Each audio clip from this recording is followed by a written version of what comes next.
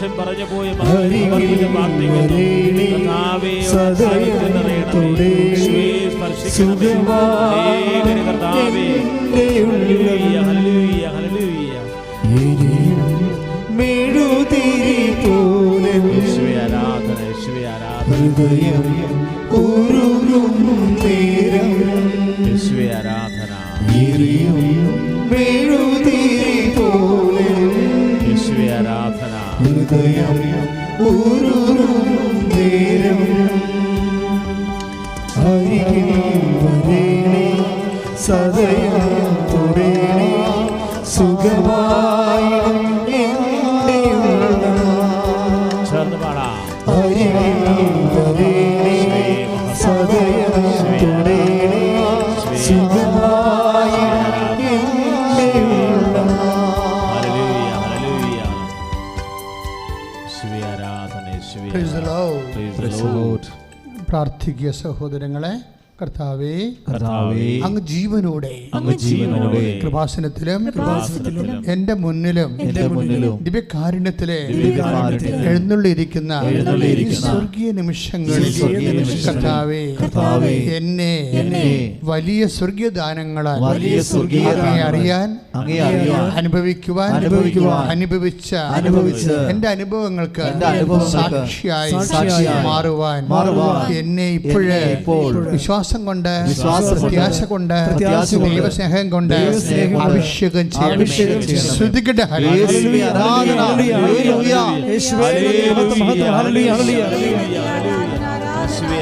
സ്നേഹം ത്യാഗമെന്നോദീ കുരിശിൽ മരിച്ചൊരു നാഥാ. സ്നേഹം ത്യാഗമെന്നോദീ കുരിശിൽ മരിച്ചൊരു നാഥാ. സദയം സുടേണേ സുഖമായി എന്റെ ഉള്ളം. സദയം തൊടേണേ സുഖമായി എന്റെ ഉള്ളം. ഹല്ലേലൂയ. ഹല്ലേലൂയ. പ്രിയമുള്ളവരെ, എപ്പോഴും നമ്മൾ ഉടമ്പടി ധ്യാനത്തിൻ്റെ ഈ നിമിഷങ്ങളിലെ ദിവ്യ കുർബാനയിലെ ഈശോ ജീവനോടെ ജ്വലിച്ചു നിൽക്കുന്ന സമയം പരിശുദ്ധ അമ്മ നമുക്ക് വേണ്ടി കനായിൽ എന്നതുപോലെ തൻ്റെ മാധ്യസ്ഥം തുടർന്നുകൊണ്ടിരിക്കുന്ന അതിമനോഹരമായ ഒരു സമയമാണ്. നമ്മൾക്ക് കുറച്ച് ജീവിതത്തിലെ പല വ്യത്യസ്തങ്ങളായ കാലാവസ്ഥകൾ അനുഭവങ്ങളുണ്ടാവും. എന്ത് നമുക്ക് അച്ഛനെപ്പോഴും നിങ്ങളോട് പറയുന്ന കാര്യമാണ്, എന്ത് നമുക്ക് സംഭവിക്കുന്നു എന്നുള്ളതിനേക്കാൾ ഉപരി നമ്മളത് എങ്ങനെയാണ് അതിൽ നിന്ന് ആ വിഷയത്തിൽ നമ്മൾ എന്തുമാത്രം അത് നമുക്ക് ദൈവത്തിൻ്റെ മനസ്സിൻ്റെ ഉള്ളിലിരിക്കുന്നത് പോലെ ദൈവഹിതപ്രകാരം ആ വിഷയത്തിൽ നമ്മൾ എങ്ങനെയാണ് കൂടുതൽ ഗ്രേസ്ഫുള്ളാകണത്, അതാണൊരു വിഷയം. ഇപ്പം നമുക്ക് അച്ഛൻ എപ്പോഴും നിങ്ങൾ പറയാറുള്ളതാണ്, രണ്ട് കാര്യങ്ങൾ നമ്മൾ ദൈവത്തിൽ നമുക്ക് ലഭിക്കും. എന്താണ് കിട്ടുന്നത്? ഒന്ന് കൃപ, രണ്ടാമത്തത് അനുഗ്രഹം. രണ്ട് കാര്യങ്ങൾ അല്ലേ? രണ്ട് കാര്യങ്ങളാണ് ഒരു വ്യക്തിക്ക് ദൈവത്തിൽ നിന്ന് ലഭിക്കുന്നത്. അപ്പോൾ എന്തൊക്കെ കാര്യങ്ങളാണത്? എന്തുകൊണ്ടാണ് രണ്ട് കാര്യങ്ങൾ ലഭിക്കുമെന്ന് പറയാൻ കാരണം, ശരിക്കും പറഞ്ഞാൽ നമുക്ക് കിട്ടുന്ന ഒരൊറ്റ കാര്യമാണ്. ദൈവത്തിൽ നിന്ന് ഇപ്പം നിങ്ങൾ പ്രാർത്ഥിച്ചാലും കുരിശിൻ്റെ വഴി നടത്തിയാലും ഉരുളി നേർച്ച നടത്തിയാലും we are going to get a single grace. എന്താണത്? നമുക്ക് 1 കൊറിന്ത്യൻസ് അച്ഛൻ ഇടക്ക് പറയുന്ന വചനങ്ങളാണ്. 1 കൊറിന്ത്യൻസ് 1:24. എന്താണത്? ദൈവത്തിൻ്റെ ജ്ഞാനവും ദൈവത്തിൻ്റെ ശക്തിയുമായ യേശു ക്രിസ്തു. അപ്പം രണ്ട് കാര്യങ്ങൾ നമുക്ക് ദൈവത്തിൽ നിന്ന് ലഭിക്കും. എന്ത് കിട്ടും? ഒന്ന് ജ്ഞാനം കിട്ടും, രണ്ടാമത്തെ എന്ത് കിട്ടും? ശക്തി. നിങ്ങളെപ്പോഴും ചോദിക്കുന്ന റിസൾട്ടാണ് ഉദ്ദേശിക്കുന്നത്. ഇപ്പോൾ ഒരു കൊച്ചിന് അസുഖം ഉണ്ടായി, അല്ലെങ്കിൽ നിങ്ങൾക്ക് ജോലി നഷ്ടപ്പെട്ടു, അല്ലെങ്കിൽ വീടില്ല, അത് വീട് ആണ് നമുക്ക് കിട്ടണമെന്ന് പറഞ്ഞ് നമ്മളിരിക്കുന്നത്. വീടല്ല കിട്ടുന്നത്, നമ്മൾക്ക് കിട്ടുന്നത് വീടല്ല. ഇപ്പം നമ്മുടെ കോശങ്ങൾക്ക് നമുക്ക് എന്താണ് നമ്മൾ കഴിക്കണത് എന്താണ്? കപ്പ അല്ലെങ്കിൽ ചോറ് അല്ലെങ്കിൽ ചപ്പാത്തി കഴിക്കുന്നു. എന്നിട്ട് ചപ്പാത്തിയായിട്ടാണോ നമ്മുടെ ശരീരത്തിനുള്ളിലിരിക്കണത്? അല്ല, അത് മിനറൽസായിട്ടായിരിക്കണത്. അത് മിനറൽസാണ്. ഈ ചപ്പാത്തിയിലുള്ള ഗോതമ്പിലുള്ള പ്രോട്ടീൻ മെറ്റാബോളിസം സംഭവിച്ച് അത് ദഹനപ്രക്രിയ പച്ചന പ്രക്രിയയിലൂടെ അത് എൻ്റെ ഓക്സിജൻ ഉൾപ്പെടെ ഉള്ളത് ഡൈവേർട്ടാക്കി എടുക്കും. ഓക്സിജൻ പോലും അതിൽ നിന്ന് കിട്ടും നമുക്ക് പച്ചവെള്ളമൊക്കെ കുടിക്കുമ്പോൾ. അതുകൊണ്ടാണ് ആൾക്കാർ പറയണത് എന്നാ വെള്ളം കുടിച്ചാലും കുഴപ്പമില്ല, ജ്യൂസോ പാലോ കുടിച്ചോ, പക്ഷേ പച്ചവെള്ളം കുടിക്കുമെന്ന് പറയും. അത് ഓക്സിജൻ്റെ കണ്ടൻറ്റിൻ്റെ പ്രശ്നമാണ്.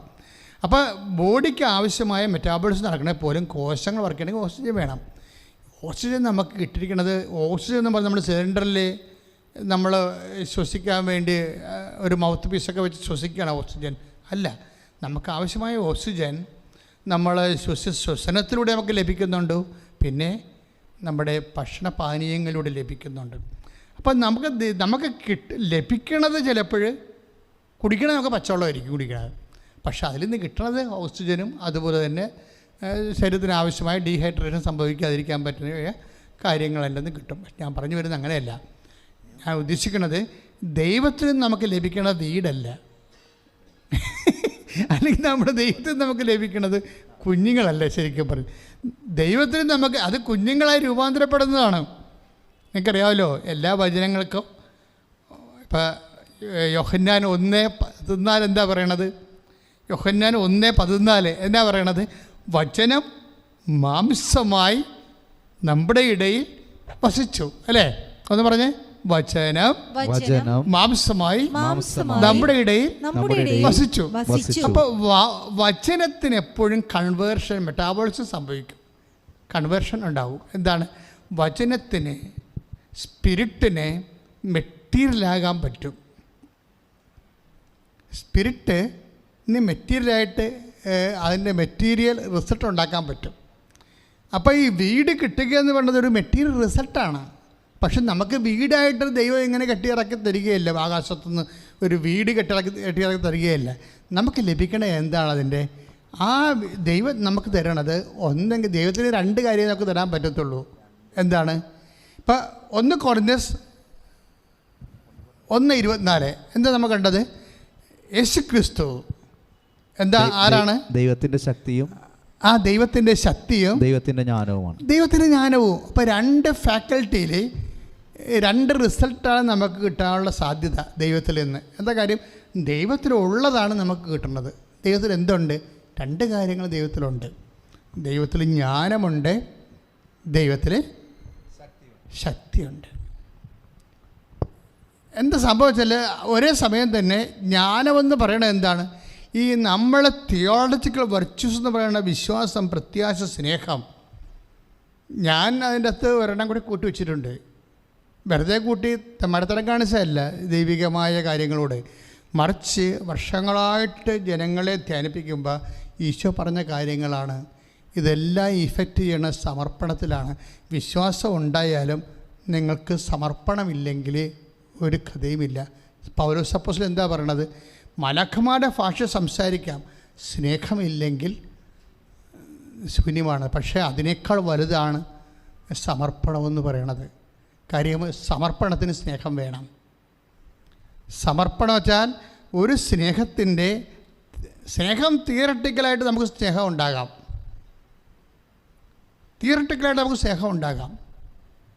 പക്ഷേ പ്രാക്ടിക്കൽ ലവ് എന്ന് പറയുന്നത് സമർപ്പണമാണ്.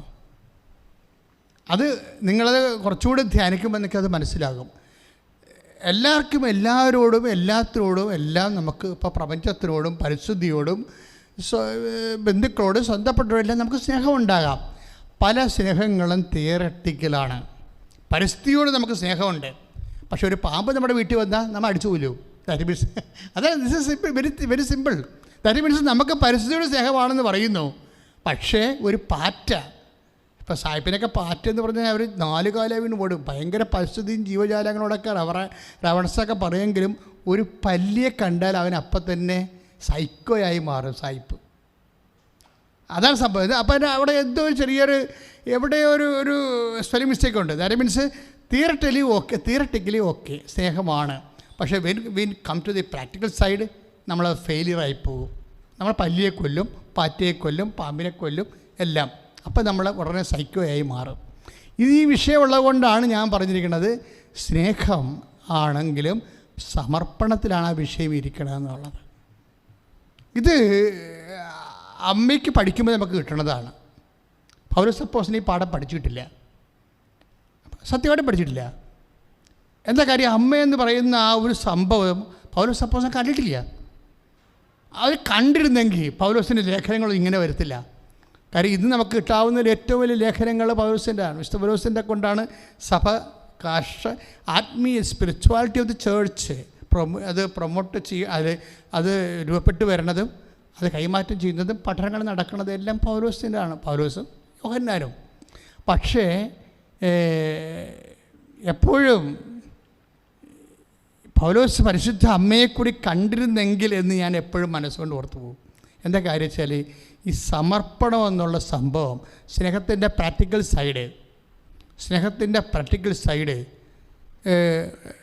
ഇവിടെ വെളിപ്പെടുത്തിയത് ആരാണ്? അമ്മയാണ്. അത് ജ്ഞാനമാണ്. നമ്മളെപ്പോഴും ലുത്തീനിയായി പറയും മേരി സീറ്റ് ഓഫ് വിസ്ഡം എന്ന് പറയും. എന്താണ് പറയുന്ന ആളിനും അറിയാൻ പാടില്ല, എഴുതിയ ആളിനും അറിയാൻ പാടില്ല. What is that? Seat of wisdom. അവർ ബോധജ്ഞാനത്തിൻ്റെ സിംഹാസനമാണ്. ഈ ബോധജ്ഞാനം എന്ന് പറയുന്നത് എന്താണ്? ഇതെങ്ങനെ സംഭവിക്കുമെന്ന് ചോദിക്കുമ്പോൾ പരിശുദ്ധാത്മാവ് പറയും. എന്ത് പറയും? മലാഖയിലൂടെ എന്താണ്? അത്യുന്നതൻ്റെ ശക്തി നിന്നെ പ്രവർത്തിക്കുമെന്ന് പറയും. അപ്പോൾ ഉടനെ ശക്തി പ്രവർത്തിക്കണമെങ്കിൽ എന്ത് ചെയ്യണമെന്ന് ഉള്ളത് ജ്ഞാനമാണ്. ഈ കൊടുത്ത പോയിൻ്റ് അച്ഛൻ പറഞ്ഞാൽ മനസ്സിലായോ? ഇപ്പോൾ ലൂക്ക 1:35 ഇതെങ്ങനെ സംഭവിക്കും? ഒരു കാര്യം എങ്ങനെയാണ് സംഭവിക്കണത്? ലോകത്ത് എങ്ങനെയാണ് വചനം മാംസമാകണത്? എങ്ങനെയാണ് സ്പിരിറ്റ് മെറ്റീരിയലായിട്ട് കൺവേർട്ട് ചെയ്യണത്? അത് അമ്മ ചോദിച്ചത്. എങ്ങനെ സംഭവിക്കും? പരിശുദ്ധാത്മാവ് നിന്റെ മേൽ വരും. അത്യുന്നതന്റെ ശക്തി നിന്റെ മേൽ ആവസിക്കും. Praise the Lord. അതായത് ഇതിന് മറിയം കൊടുക്കുന്ന ഉത്തരം എന്തുകൊണ്ടാണ് അങ്ങനെ പറയണത്? പരിശുദ്ധാത്മാവ് നിന്റെ മേൽ വരും എന്ന് പറഞ്ഞേ. പരിശുദ്ധാത്മാവ് നിന്റെ മേൽ വരും, അത്യുന്നതന്റെ ശക്തി നിന്നിൽ പ്രവർത്തിക്കും. അപ്പൊ എന്തോ ഒരു പ്രവർത്തനം ഉണ്ട് അവിടെ, അല്ലേ? ഈ പ്രവർത്തനമാണ് വീടായിട്ട് രൂപാന്തരപ്പെടുന്നത്. ഈ പ്രവർത്തനമാണ് മക്കളില്ലാത്തവർക്ക് മക്കളായിട്ട് രൂപാന്തരപ്പെടുന്നത്. ഈ പ്രവർത്തനമാണ് ജോലി ഇല്ലാത്തവർക്ക് ജോലിയായിട്ട് മാറണത്. ഈ പ്രവർത്തനമാണ് സമാധാനം ഇല്ലാത്തവർക്ക് സമാധാനമായിട്ട് മാറുന്നത്. പക്ഷെ നമുക്ക് കിട്ടണ സമാധാനമല്ല, നമുക്ക് കിട്ടണത് എന്താണ്? അത്യുന്നതൻ്റെ ശക്തിയാണ്. പിടിയോ? അപ്പോൾ ദൈവത്തിൽ നമുക്ക് എന്താണ് കിട്ടണമെന്നുള്ളത് ആദ്യം അറിയണം. നിങ്ങൾ ഓർക്കരുത് വീട് കിട്ടി അല്ലെങ്കിൽ ജോലി കിട്ടിയെന്നല്ല പറയേണ്ടത്. നിങ്ങൾക്ക് എന്ത് കിട്ടി? ദൈവത്തിൽ നിന്ന് എന്താണ് കിട്ടണ വ്യക്തിക്ക്? ശക്തിയാണ് കിട്ടുന്നത്. അതാണ്. അതായത് 1 കൊരിന്ത്യസിൻ്റെ നമ്മൾ കണ്ട 1:24 എന്താണ്? യേശുക്രിസ്തു ആരാണത്? ദൈവത്തിൻ്റെ ജ്ഞാനവും ദൈവത്തിൻ്റെ ശക്തിയും. അപ്പോൾ ഒരേ സമയം തന്നെ ദൈവത്തിലുള്ള എന്താണുള്ളത്, പിതാവ് ദൈവത്തിൽ എന്താണുള്ളത്, പുത്രനായ ദൈവത്തിൽ എന്താണുള്ളത്, പരിശുദ്ധാത്മാവ് ദൈവത്തിൽ എന്താണുള്ളത്, അവർ സത്തയിൽ ഏകമാണ്, ഒരേ സത്തയാണ്. അപ്പോൾ പുത്രനിലുള്ള സത്ത തന്നെയാണ് പിതാവായ ദൈവത്തിലുള്ളത്. പിതാവായ ദൈവത്തിലുള്ള സത്ത തന്നെയാണ് പരിശുദ്ധാത്മാവിലുള്ളത്. ഇത് രണ്ടും ഇൻഫിനിറ്റ് ആയത് കാരണം 3 ഇൻഫിനിറ്റ് ഉണ്ടാകത്തില്ല, ഒറ്റ ഇൻഫിനിറ്റ് ഉണ്ടാകത്തുള്ളൂ. ഞാനെപ്പോഴും നിങ്ങളോട് പറയുന്ന തൃത്വം പറയുമ്പോൾ എനിക്ക് കിട്ടിയിരിക്കുന്ന ഒരു ലളിതമായ ഒരു എന്താണ് പ്രതീകം അല്ലെങ്കിൽ എന്താണ് ഉദാഹരണം. ഞാൻ പറയാം, അത് ഐസ് കട്ട പോലെയാണ്. കാരണം എന്താ? ഐസ് കട്ട ഇങ്ങനെ പിടിച്ചു കഴിയുമ്പോൾ ഐസ് കെട്ടുന്ന മുകളിലോട്ട് കുറേ ആവി പോകും, കുറേ വെള്ളം ഇറ്റിട്ട് താഴേക്ക് വീഴും, കയ്യിലൊരു ഐസ് കട്ട ഇരിക്കുകയും ചെയ്യും. അപ്പോൾ എന്താണ്? ഈ പറന്നു പോണ ആവി എന്താണ്? അത് H2O ആണ്. 2 ഹൈഡ്രജൻ തന്മാത്രയും ഒരു ഓക്സിജൻ തന്മാത്രയുമാണ്. താഴേക്ക് വീണ വെള്ളം എന്താണ്? അത് H2O ആണ്. കയ്യിരിക്കുന്ന കട്ട എന്താണ്? അത് H2O ആണ്. സത്തയിൽ ഏകമാണ്, പക്ഷേ 3 ആൾ ദൈവത്തിന്. അപ്പോൾ ഇതുപോലെ തന്നെയാണ് പിതാവിലുള്ളത്. എന്താണ്? ജ്ഞാനമാണ്. എന്തിൻ്റെ ജ്ഞാനം? തിയറിയാണ്, സിദ്ധാന്തം. ഈ ഗോളങ്ങളെയൊക്കെ ഉണ്ടാക്കിയ തിയറിയാണ്, മനുഷ്യനെ ഉണ്ടാക്കിയ തിയറിയാണ്, ഒരു സൈഗോട്ട് വളർന്ന് കുട്ടിയായി മാറാനുള്ള തിയറിയാണ്. ദൈവത്തിൽ അനന്തമായ ജ്ഞാനമാണുള്ളത്, അനന്തമായ ജ്ഞാനം. ഈ അനന്തമായ ജ്ഞാനവും പിന്നെന്താ ഉള്ളത്? ഈ അനന്തമായ ജ്ഞാനം ഫലത്തിൽ വരുന്നത്, മാംസമാകണത് എപ്പോഴും എന്തുകൊണ്ടാണ്? ശക്തി കൊണ്ടാണ്. ശക്തി കൊണ്ടാണ്. അതിന് എൻ്റെ പ്രാക്ടിക്കൽ സൈഡ് അതാണ്. ഇനി നമ്മളെ സംബന്ധിച്ചിടത്തോളം ഈ ജ്ഞാനവും ശക്തിയും ദൈവത്തിൽ നിന്ന് എങ്ങനെ എളുപ്പത്തിൽ നമ്മളിലേക്ക് വരുന്നുവാണ് ഉടമ്പടി പറയണത്. ഉടമ്പടി എന്താ നമ്മളോട് പറയണത്? അതായത് ദൈവം ഒരേ സമയം തന്നെ ജ്ഞാനമാണ്, അതേസമയം ശക്തിയാണ്. ഈ ജ്ഞാനം അല്ലെങ്കിൽ ശക്തി എതിലേക്കാണ് വരണത്? മനുഷ്യനിലേക്കാണ് വരണത്, അവൻ്റെ ജീവിതത്തിലോട്ട്. അത് എങ്ങനെ എളുപ്പത്തിൽ വരാം? ഇപ്പോൾ ഒരു കറണ്ടാണ്, നമ്മൾ പ്ലഗിൽ കുത്തുന്നു. ഒരു കമ്പ് കൊണ്ട്, ഒരു മരക്കമ്പ് കൊണ്ട് കുത്തിയാൽ നമുക്കറിയാം അതിന് എന്തുമാത്രം ചാലകശക്തി ഉണ്ടെന്ന്. നമുക്ക് വേണമെങ്കിൽ ഒരു ഇതുകൊണ്ട്, സാധാരണ വേറെ എന്തെങ്കിലും ഒരു കണ്ടൻറ്റ് കൊണ്ട് അതിൽ കുത്തുമ്പോൾ എന്തുമാത്രം കറണ്ട് കിട്ടുന്നു. ഇനി ഒരു ചെമ്പ് കമ്പി കൊണ്ട് നമ്മൾ കുത്തുമ്പോൾ എന്തുമാത്രം കറണ്ട് കിട്ടുന്നു എന്ന് വെച്ചാൽ, മരിയൻ എന്ന് പറയണത്, ഉടമ്പടി എന്ന് പറയണത് മാക്സിമം പ്രസരണ നഷ്ടമില്ലാത്ത, സമയമെടുക്കാതെ എങ്ങനെ ഈ ജ്ഞാനവും ശക്തിയും നമ്മളിലേക്ക് അപ്ലോഡ് ചെയ്യാനുള്ള ഒരു മെരിയൻ ഒരു സൂപ്പർ കണ്ടക്ടിവിറ്റിയാണ് ശരിക്കും. അതായത് ഒരു ദൈവത്തിൻ്റെ ജ്ഞാനവും ദൈവത്തിൻ്റെ ശക്തിയും ഇതിൻ്റെ പ്രിൻസിപ്പിളും അമ്മയ്ക്ക് വെളിപ്പെട്ട് കിട്ടിയതാണ്. എന്താണ്? ഇതെങ്ങനെ സംഭവിക്കും എന്ന് ചോദിക്കുമ്പോൾ എല്ലാ വിഷയങ്ങൾക്കും ഉണ്ടല്ലോ, എല്ലാ വിഷയങ്ങളും വന്ന് ദുർഘട ഘട്ടത്തിൽ നിൽക്കുമ്പോൾ നമ്മളെല്ലാവരും ചോദിക്കേണ്ട ചോദ്യമാണ്, എങ്ങനെ സംഭവിക്കും? അപ്പോഴും ദൈവം പറയും. എന്താണ് പറയണത്? ദൈവം പറയണത് അത്തിനതിൻ്റെ ശക്തി നിന്നിൽ പ്രവർത്തിക്കുമെന്നാണ് പറയണത്. അപ്പോൾ അത്തിനതിൻ്റെ ശക്തി നിന്നിൽ പ്രവർത്തിക്കുമെന്ന് പറയുമ്പോഴേ ഈ ശക്തി എങ്ങനെ പ്രവർത്തിക്കും എന്നുള്ളതിനെക്കുറിച്ച് മറിയത്തോട് പറയണില്ല. നിങ്ങളത് മനസ്സിലായോ? ഇപ്പോൾ ലൂക്കാ 1:35 ഇതെങ്ങനെ സംഭവിക്കും 1:34 ചോദിക്കുമ്പോൾ 1:35 പറയും അത്യുന്നതൻ്റെ ശക്തി നിന്നിൽ പ്രവർത്തിക്കുമെന്ന് പറയും. പക്ഷേ എങ്ങനെ പ്രവർത്തിക്കും? എന്ത് ചെയ്താൽ പ്രവർത്തിക്കും? എളുപ്പം പ്രവർത്തിക്കാൻ എന്ത് ചെയ്യണം? ഇങ്ങനെ പ്രവർത്തിക്കണം എന്തുമാത്രം സമയമെടുക്കും? ഇങ്ങനെ കുറേ ക്വസ്റ്റ്യൻസ് ഉണ്ട്. ഇതിന് എന്ത് ചെയ്യണം എന്ന് മറിയത്തോട് പറഞ്ഞിട്ടില്ല. പക്ഷേ മറിയം പറഞ്ഞു, എന്താണ്? ഇതെങ്ങനെ പെട്ടെന്ന് പ്രവർത്തിക്കണമെങ്കിൽ, ഈ അത്യുന്ന ശക്തി പെട്ടെന്ന് പ്രവർത്തിക്കണമെങ്കിൽ, വചനത്തെ മാംസമായിട്ട് കൺവേർട്ട് ചെയ്യണമെങ്കിൽ എന്ത് ചെയ്യണമെന്ന് മറിയത്തിന് ആത്മജ്ഞാനം കൊടുത്തു. ഇതാണ് ജ്ഞാനമെന്ന് പറയണത്. അതാണ് ജ്ഞാനം. തിയറി, അതിൻ്റെ തിയററ്റിക്കൽ സൈഡ് കൊടുത്തു. ആദ്യം അതിൻ്റെ തിയററ്റിക്കൽ പേപ്പർ കൊടുക്കും. എന്താ കൊടുക്കണത്? മറിയത്തിന് വെളിപ്പെട്ടിരിക്കണത് എന്താണ്? അങ്ങനെ നിനക്ക് അത്യുന്നതൻ്റെ ശക്തി ലഭിക്കണമെങ്കിൽ നീ സമർപ്പിക്കണം. അപ്പോൾ അതാണ് ജ്ഞാനം എന്ന് പറയുന്നതാണ്. മറിയത്തിന് ആരും പറഞ്ഞു കൊടുത്തതല്ല ഈ ജ്ഞാനം. മറിയത്തിന് പരിശുദ്ധാത്മാവിൻ്റെ അഭിഷേകം കിട്ടിയതാണ്. എന്താണ്? ഇങ്ങനെ അത്യുന്നതൻ്റെ ശക്തി പ്രവർത്തിക്കണമെങ്കിൽ എന്ത് ചെയ്യണം? ഇതാ കർത്താവിൻ്റെ ദാസി എന്ന് സ്വയം സമർപ്പിതയാകണം. പിടിയിട്ടില്ലേ? അതാണ് ഈ സ്നേഹത്തെക്കാൾ വലുത് സമർപ്പണമാണെന്ന് പറഞ്ഞതിൻ്റെ കാരണം അതാണ്. ഇപ്പം കന്യാസ്ത്രീ മേഖലയിലും അഭിഷേക മേഖലയിലും സമർപ്പിത മേഖലയ്ക്ക് ഒത്തിരി പ്രശ്നങ്ങളുള്ളവരുണ്ട്. എന്താ കാര്യം? ഈ സമർപ്പണമാണ് പ്രോബ്ലം, വേറെ ഒന്നുമല്ല. ഇവർ അന്ന് സമർപ്പിച്ചിട്ടില്ല, ഇന്ന് സമർപ്പിച്ചിട്ടില്ല. എന്താണെന്നുള്ളത് ആകപ്പാടെ അവർക്കറിയാവുന്നവർ അവർ സ്ത്രീയാണെന്നുള്ളത് മാത്രമേ അവർക്കറിയാൻ പാടുള്ളൂ. വെറും സ്ത്രീയാണ് താനെന്ന് അറിയണ ആൾക്കാരാണ് ആ സ്ത്രീത്വത്തെ പറ്റിയുള്ള പ്രശ്നങ്ങൾ സഭയിലുണ്ടാക്കുന്നത്. വേറെ സ്ത്രീയല്ലല്ലോ. അമ്മയും ഒരു സ്ത്രീയായിരുന്നു. പക്ഷേ എന്തു ചെയ്യും? ഇന്നിപ്പോഴ് വിശുദ്ധ സെബസ്ത്യാനോസ് കൂടെ ഇറങ്ങിയിരിക്കുന്ന സമയമാണ് ഇല്ലേ? ഞാൻ എപ്പോഴും ഓർക്കുകയും സെബസ്ത്യാനോസിൻ്റെ രക്തം എങ്ങനെയാണ് വിശുദ്ധ രക്തമായെന്ന്. സാധാരണ രക്തമാണ് നമ്മുടെ ഉള്ളതെല്ലാം, പക്ഷേ അത് വിശുദ്ധ രക്തമായി മാറണത് ഈ വിശ്വാസത്തിന് വേണ്ടി കമ്മിറ്റ് ചെയ്യുമ്പോഴാണ്. നമ്മുടെ പുരുഷത്വം അഭിഷേക പുരുഷത്വമായി മാറണത് എങ്ങനെയാണ്? കമ്മിറ്റ്മെൻറ്റാണ്.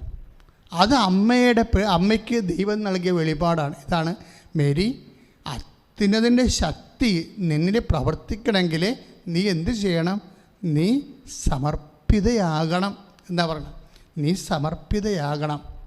പക്ഷെ സമർപ്പിതയാകണമെങ്കിൽ ഞാൻ സമർപ്പിക്കുന്നു. ഇപ്പം നമ്മൾ കുർബാനക്കൊക്കെ ഇരിക്കുമ്പോൾ പണ്ടൊക്കെ ഞാൻ ചിരിക്കുമായിരുന്നു. എന്താണെന്നറിയാമോ?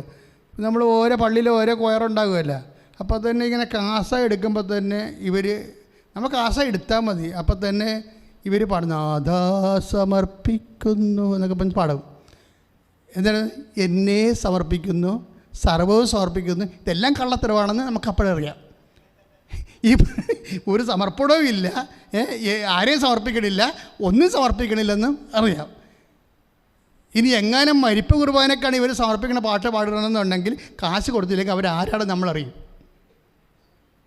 അപ്പം ഇതൊക്കെ എല്ലാ അഭ്യാസങ്ങളാണ് ശരിക്കും. അപ്പം എപ്പോഴും നമ്മൾ ശ്രദ്ധിക്കേണ്ട ഒരു വിഷയം എന്ന് പറയണത്, അമ്മ എന്താ പറഞ്ഞത്? അമ്മ പറഞ്ഞത് ഞാൻ സമർപ്പിക്കണമെന്നാണ് പറഞ്ഞത്. അത് ചങ്കക്കൊണ്ട് പറഞ്ഞതാണ്. നമ്മുടെ സബ്ജക്റ്റ് എന്താണെന്ന് നിങ്ങൾക്കറിയാവോ? നമ്മുടെ സബ്ജക്റ്റ് ദൈവം ബേസിക്കായിട്ട് സത്തയിൽ അവൻ 1 അനുസരിച്ചുകൊണ്ട് ജ്ഞാനവും ശക്തിയുമാണ്. എന്ന് വെച്ചാൽ ജ്ഞാനമെന്ന് വെച്ച് കഴിഞ്ഞാൽ അതിൻ്റെ പ്രിൻസിപ്പിളാണ്. പിന്നെ എന്ത്? ശക്തി എന്ന് പറയുന്നത് എന്താണ്? അതിൻ്റെ പ്രയോഗമാണ്. ജ്ഞാനം എന്ന് പറയുന്നത് എന്താണ്? അതിൻ്റെ സിദ്ധാന്തമാണ്. സത്യം എന്ന് പറയുന്നത് എന്താണ്? അതിൻ്റെ പ്രയോഗമാണ്. ഈ പ്രയോഗം എന്ന് പറയുമ്പോൾ പ്രയോഗത്തിൽ വരണമെന്നുണ്ടെങ്കിൽ അതെന്ത് ചെയ്യണമെന്നുള്ളത് അമ്മയോട് ആരും പറഞ്ഞില്ല. ആത്മാവ് വെളിപ്പെടുത്തി കൊടുത്തു, മേരി ഇത് പ്രയോഗത്തിൽ വരണമെന്നുണ്ടെങ്കിൽ സമർപ്പിക്കണം. ഇങ്ങനെ നമ്മൾ സമർപ്പിച്ചോ, നമ്മുടെ ജീവിതത്തിൽ വരുന്ന ഓരോ ഇൻസിഡൻറ്റിലൂടെ ദൈവം എന്താണ് ചോദിക്കണത്? സമർപ്പിച്ചോ എന്താ ചോദിക്കണത്? ഇപ്പോൾ ഈ ദിവസങ്ങളിൽ 2 സാക്ഷ്യമുണ്ട്. ഒത്തിരി സാക്ഷ്യങ്ങളുണ്ട്. ഒരു ആഴ്ചയിൽ എങ്ങനെയായാലും 10, 300, 400 സാക്ഷ്യങ്ങളുണ്ടാവും നമ്മൾ തിരഞ്ഞെടുക്കുന്നത്. അത് 1-2 നമ്മൾ എല്ലാ ദിവസവും ഇടും. പക്ഷേ ഈ ദിവസങ്ങളിൽ കിടക്കുന്ന സാക്ഷ്യം 2 ഏതാണ്ട് ഒരേ വിഷയമാണ്. അതായത് ഡൗൺ സിൻഡ്രോം എന്ന് പറയുമ്പോൾ എന്താ?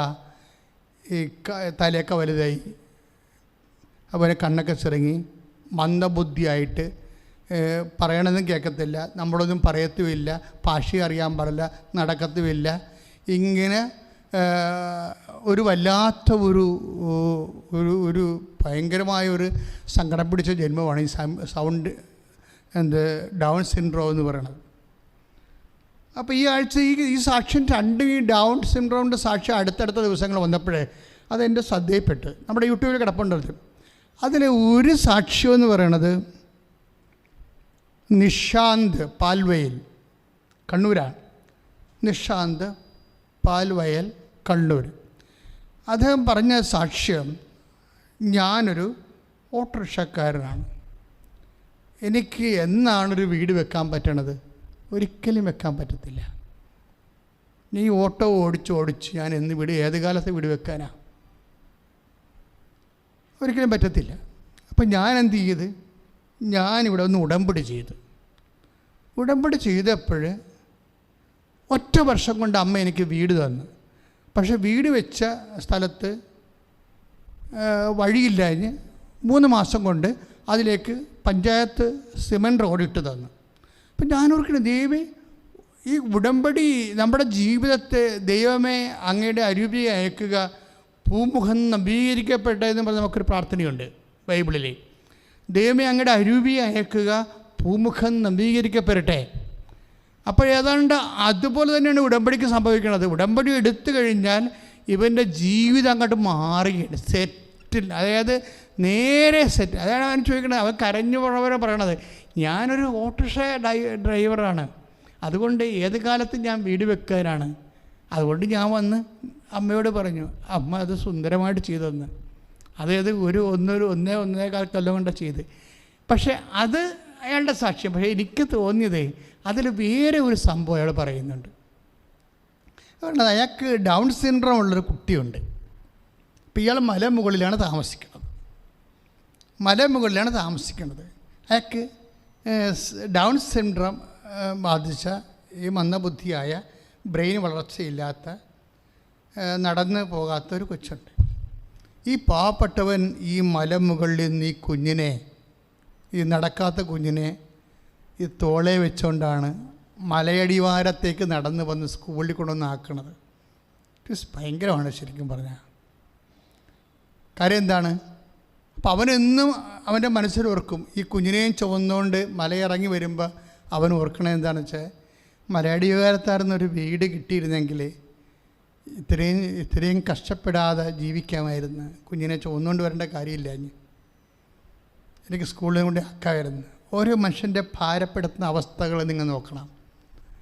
ഓരോ മനുഷ്യൻ്റെ ഭാരപ്പെടുത്തുന്ന അവസ്ഥകൾ. അപ്പോൾ അപ്പോഴേ അവൻ തന്നെ ചിന്തിച്ചു, എനിക്ക് ഒരു ഓട്ടോറിക്ഷ ഓടിച്ച് ഏത് കാലത്ത് സ്ഥലം മേടിച്ച് വീട് വെക്കാനാണ്. പക്ഷേ ഇതെല്ലാം പെട്ടെന്നാണ് നടക്കണത്. ഉടമ്പടി ചെയ്തു കൊടുത്തത് സ്കൂളുകാർ തന്നെ, താഴ്വാരത്തെ സ്കൂളുകാർ ഇവനെ വിളിച്ച് പറഞ്ഞു, നിങ്ങൾക്ക് ഒരു വീട് വെച്ച് തരാൻ ഉദ്ദേശിക്കുന്നുണ്ട്, സ്ഥലം വേണമെന്ന് പറഞ്ഞു. പക്ഷെ കുറച്ച് കഴിഞ്ഞപ്പോൾ അവിടെ ചേട്ടൻ ഇതറിഞ്ഞ ഒരു ചേട്ടായി തന്നെ ഒരു 5 സെൻറ്റ് സ്ഥലം അവന് കൊടുക്കും. ഇതെല്ലാം ഉടമ്പടിക്ക് ശേഷം നടക്കുന്ന സംഭവമാണ്. ഉടമ്പടി ഒരു മനുഷ്യൻ്റെ ജീവിതം ഇതെങ്ങനെ സംഭവിക്കും, ഞാൻ പുരുഷനെ അറിയുന്നില്ലല്ലോ എന്ന് ചോദിക്കുമ്പോൾ അതുപോലുള്ള ചോദ്യങ്ങളുമായിട്ടാണ് മനുഷ്യൻ ഇന്നും ജീവിക്കണത്. നമുക്ക് വേണ്ടി എല്ലാമാണ് അമ്മ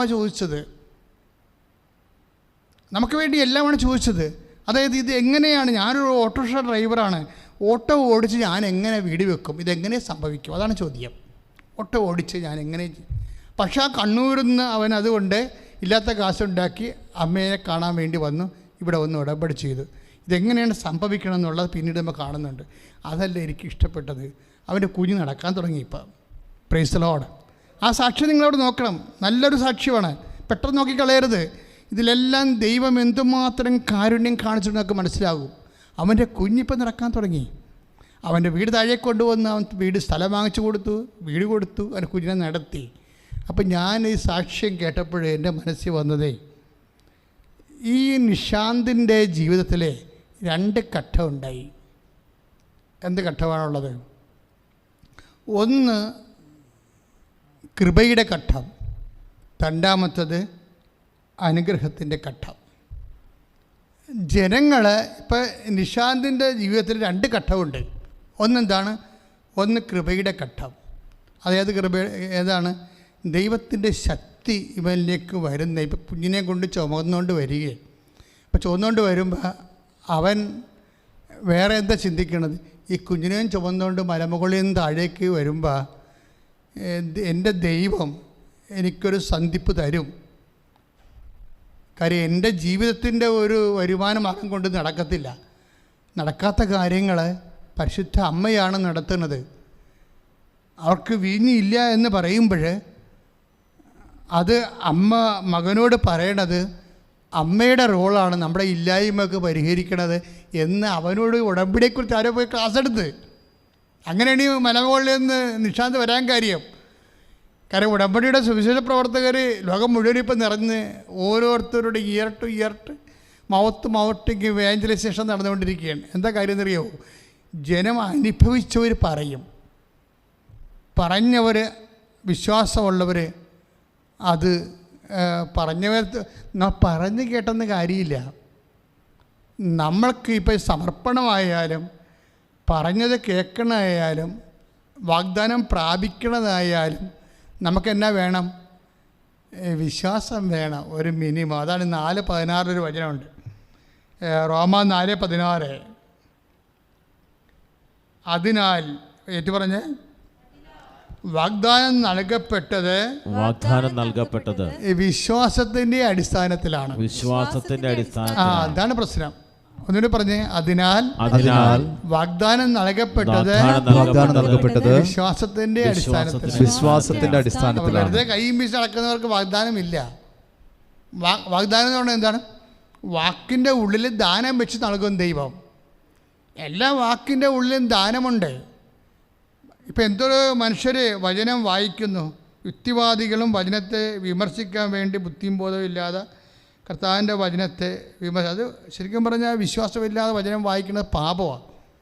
കാര്യത്തിൽ അങ്ങനെ വായിക്കാൻ വേണ്ടി എഴുതിയതല്ല ഇത്.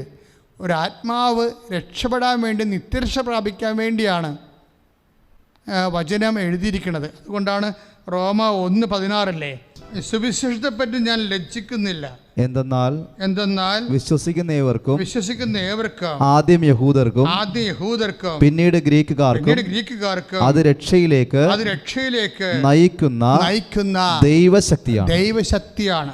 Price the Lord. ഇപ്പം ശക്തി വിട്ടൊരു കളിയില്ല വചനം. കാര്യം രക്ഷ പോലും നമുക്ക് ലഭിക്കുന്നത് ശക്തിയാണ്. പക്ഷേ ഇത് വിശ്വാസമില്ലാത്തവൻ ഇത് വായിച്ച ആ ശക്തി ഫീൽ ചെയ്യത്തില്ല. അവൻ സാധാരണ വായിക്കണ പോലെ വായിക്കും. അതാണ് വിഷയം. എന്താ കാര്യം? വിശ്വാസം നൽകപ്പെടുന്നത്, വാഗ്ദാനം നൽകപ്പെടുന്നത് റോമ 4:16 എന്താ പറയണത്? വാഗ്ദാനം നൽകപ്പെടുന്നത് എന്തിൻ്റെ അടിസ്ഥാനത്തിലാണ്? വിശ്വാസത്തിൻ്റെ അടിസ്ഥാനത്തിലാണ്. അപ്പോൾ വിശ്വാസത്തിൻ്റെ അടിസ്ഥാനത്തിലാണ് വാഗ്ദാനം നൽകപ്പെടുന്നത്. പക്ഷേ വാഗ്ദാനം നൽകണത് തിയറിയാണ്, ജ്ഞാനമാണത്. വാഗ്ദാനം നൽകണതും വാഗ്ദാനം പ്രാപിക്കണതും 2 കേസാണ്. എത്രയോ 10,000-കണക്കല്ലേ വാഗ്ദാനം നൽകിയിരിക്കണത്. പക്ഷെ പ്രാപിക്കണത് എത്ര പേരാ? വാഗ്ദാനം പ്രാപിക്കണത് എങ്ങനെയാണ്? അത് അമ്മ പറഞ്ഞതുപോലെയാണ്.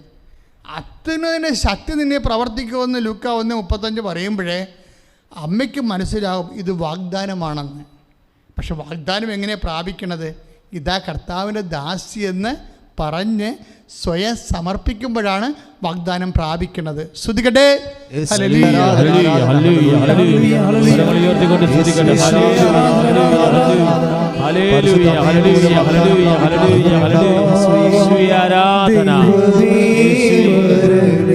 ചേർന്ന് പാടാം. യേശുവേ ആരാധന.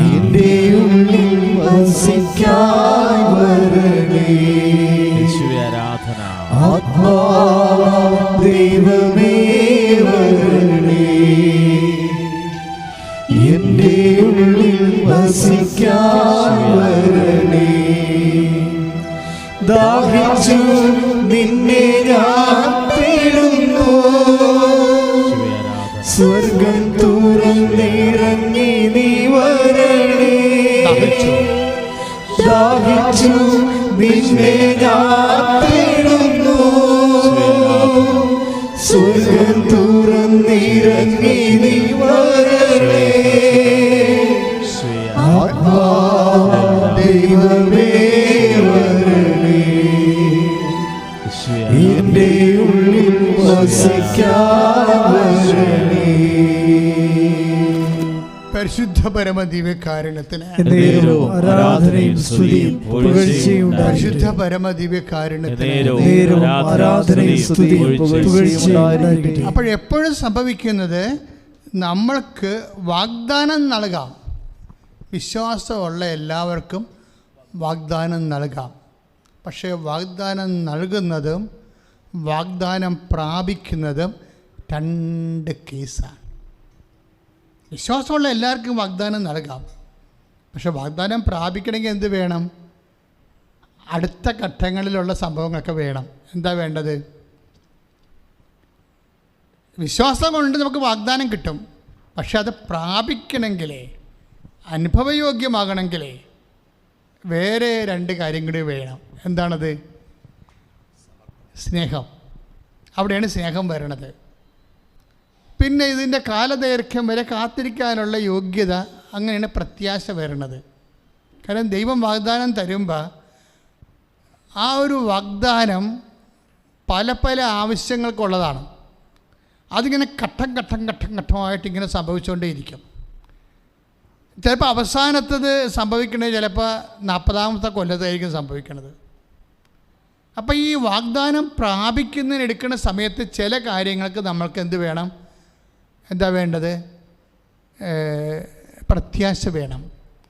ഈ പ്രത്യാശയോടെ കാത്തിരിക്കുന്ന കാലത്ത് ചിലപ്പോൾ പലതരത്തിലുള്ള ആക്രമണങ്ങളുണ്ടാവും, വിശ്വാസാക്രമണങ്ങൾ ഉണ്ടാവും.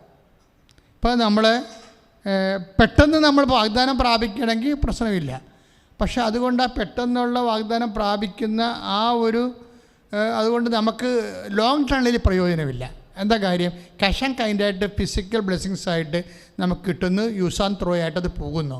പക്ഷേ നിത്യതയ്ക്ക് പ്രയോജനം ഉണ്ടാകണമെങ്കിൽ കാത്തിരുന്ന് പ്രാപിക്കണം. നിത്യതയ്ക്ക് പ്രയോജനം ഉണ്ടാകണമെങ്കിൽ കാത്തിരുന്ന് പ്രാപിക്കണം. കാത്തിരുന്ന് വാഗ്ദാനം പ്രാപിക്കുകയാണെങ്കിൽ അവിടെ നമുക്ക് വിശ്വാസം മാത്രം പോരാ, അതിനെന്ത് വേണം? പ്രത്യാശ വേണം. പ്രത്യാശ നമ്മളെ നിരാശരാക്കുന്നില്ല. കാര്യം എന്താണ്? പ്രത്യാശ നമ്മളെ നിരാശരാക്കുന്നില്ല. നമ്മൾ ചിന്തിയിരിക്കുന്ന പരിശുദ്ധാത്മാവിനാൽ ദൈവത്തിൻ്റെ സ്നേഹം എന്തെന്ന് നമ്മൾ അറിയുന്നു. അപ്പം കാത്തിരിപ്പ് എന്താ വേണ്ടത്? പരിശുദ്ധാത്മാവിന് വേണം. മനസ്സിലായില്ലേ? ഒരു കാര്യം പെട്ടെന്ന് നീ ഇപ്പം കല്യാണം കെട്ടണില്ല, അല്ലെങ്കിൽ കല്യാണം നിനക്ക് ഒക്കണില്ല, അല്ലെങ്കിൽ കടങ്ങൾ മാറണില്ല, അല്ലെങ്കിൽ നിനക്ക് വീട് വെക്കണില്ല, അങ്ങനെ നിൻ്റെ ജോലി ശരിയാകണില്ല എന്നുമ്പോൾ നിനക്ക് പെട്ടെന്ന് നിനക്ക് ഈ സാധനം സാധിച്ചാൽ നിനക്ക് ആ ജോലി മാത്രം കിട്ടും, അതുകൊണ്ട് കാശ് കിട്ടും, കാശ് കൊണ്ട് വീട് വെക്കാം, ഗ്യാസ് ഭക്ഷണം കഴിക്കാം. പിന്നെ ഈശോ പറഞ്ഞ പോലെ അത് മറപ്പുരെ വിസർജിക്കുന്നു, തീരുന്നു, ആ ചാപ്റ്റർ ക്ലോസ് ചെയ്യും. അനുഗ്രഹം പെട്ടെന്ന് കിട്ടുന്ന അനുഗ്രഹങ്ങളുടെയൊക്കെ ഒരു കുഴപ്പം അതാ. എപ്പോഴും വരണതിൽ അനുഗ്രഹം ലാഗ് ചെയ്യണം. എന്താ കാര്യം? അവിടെ പ്രത്യാശയോടെ കാത്തിരിക്കുന്ന അനുസരിച്ച് കൊണ്ട് എന്ത് പറ്റും? അതോടുകൂടി നമ്മൾ കുറേ ആ വിഷയത്തിൽ സമർപ്പണം. ഈ സമർപ്പണം കൊണ്ട് മാതാപിതാ കർത്താവിൻ്റെ ദാസി എന്ന് പറഞ്ഞില്ലേ, അതാണ് സമർപ്പണം. അങ്ങനെ വചനം പോലെ എന്നിൽ നിറവേറട്ടെ എന്ന് പറഞ്ഞു കഴിഞ്ഞാൽ എബ്രഹാത്തിന് സംഭവിച്ച പോലെ ഒരു 10 കൊല്ലം കഴിഞ്ഞാണ് മറിയം പ്രഗ്നൻ്റ് ആകണമെങ്കിലും അതിന് വരെ മറിയം ഒപ്പിട്ട് കൊടുത്തിരിക്കുകയാണ്. എത്ര കാലം താമസിച്ചാലും അപ്പാ ഞാൻ വെയിറ്റ് ചെയ്തോളാം എന്ന് പറയുകയാണ്. മറിയത്തിൻ്റെ സമർപ്പണത്തിൽ നമുക്ക് സങ്കല്പിക്കാൻ പറ്റാത്ത ഒത്തിരി കാര്യങ്ങളുണ്ടെന്നാണ് ദൈവത്തിൻ്റെ ജ്ഞാനം പ്രവചിക്കുന്നത്, വെളിപ്പെടുത്തുന്നത്.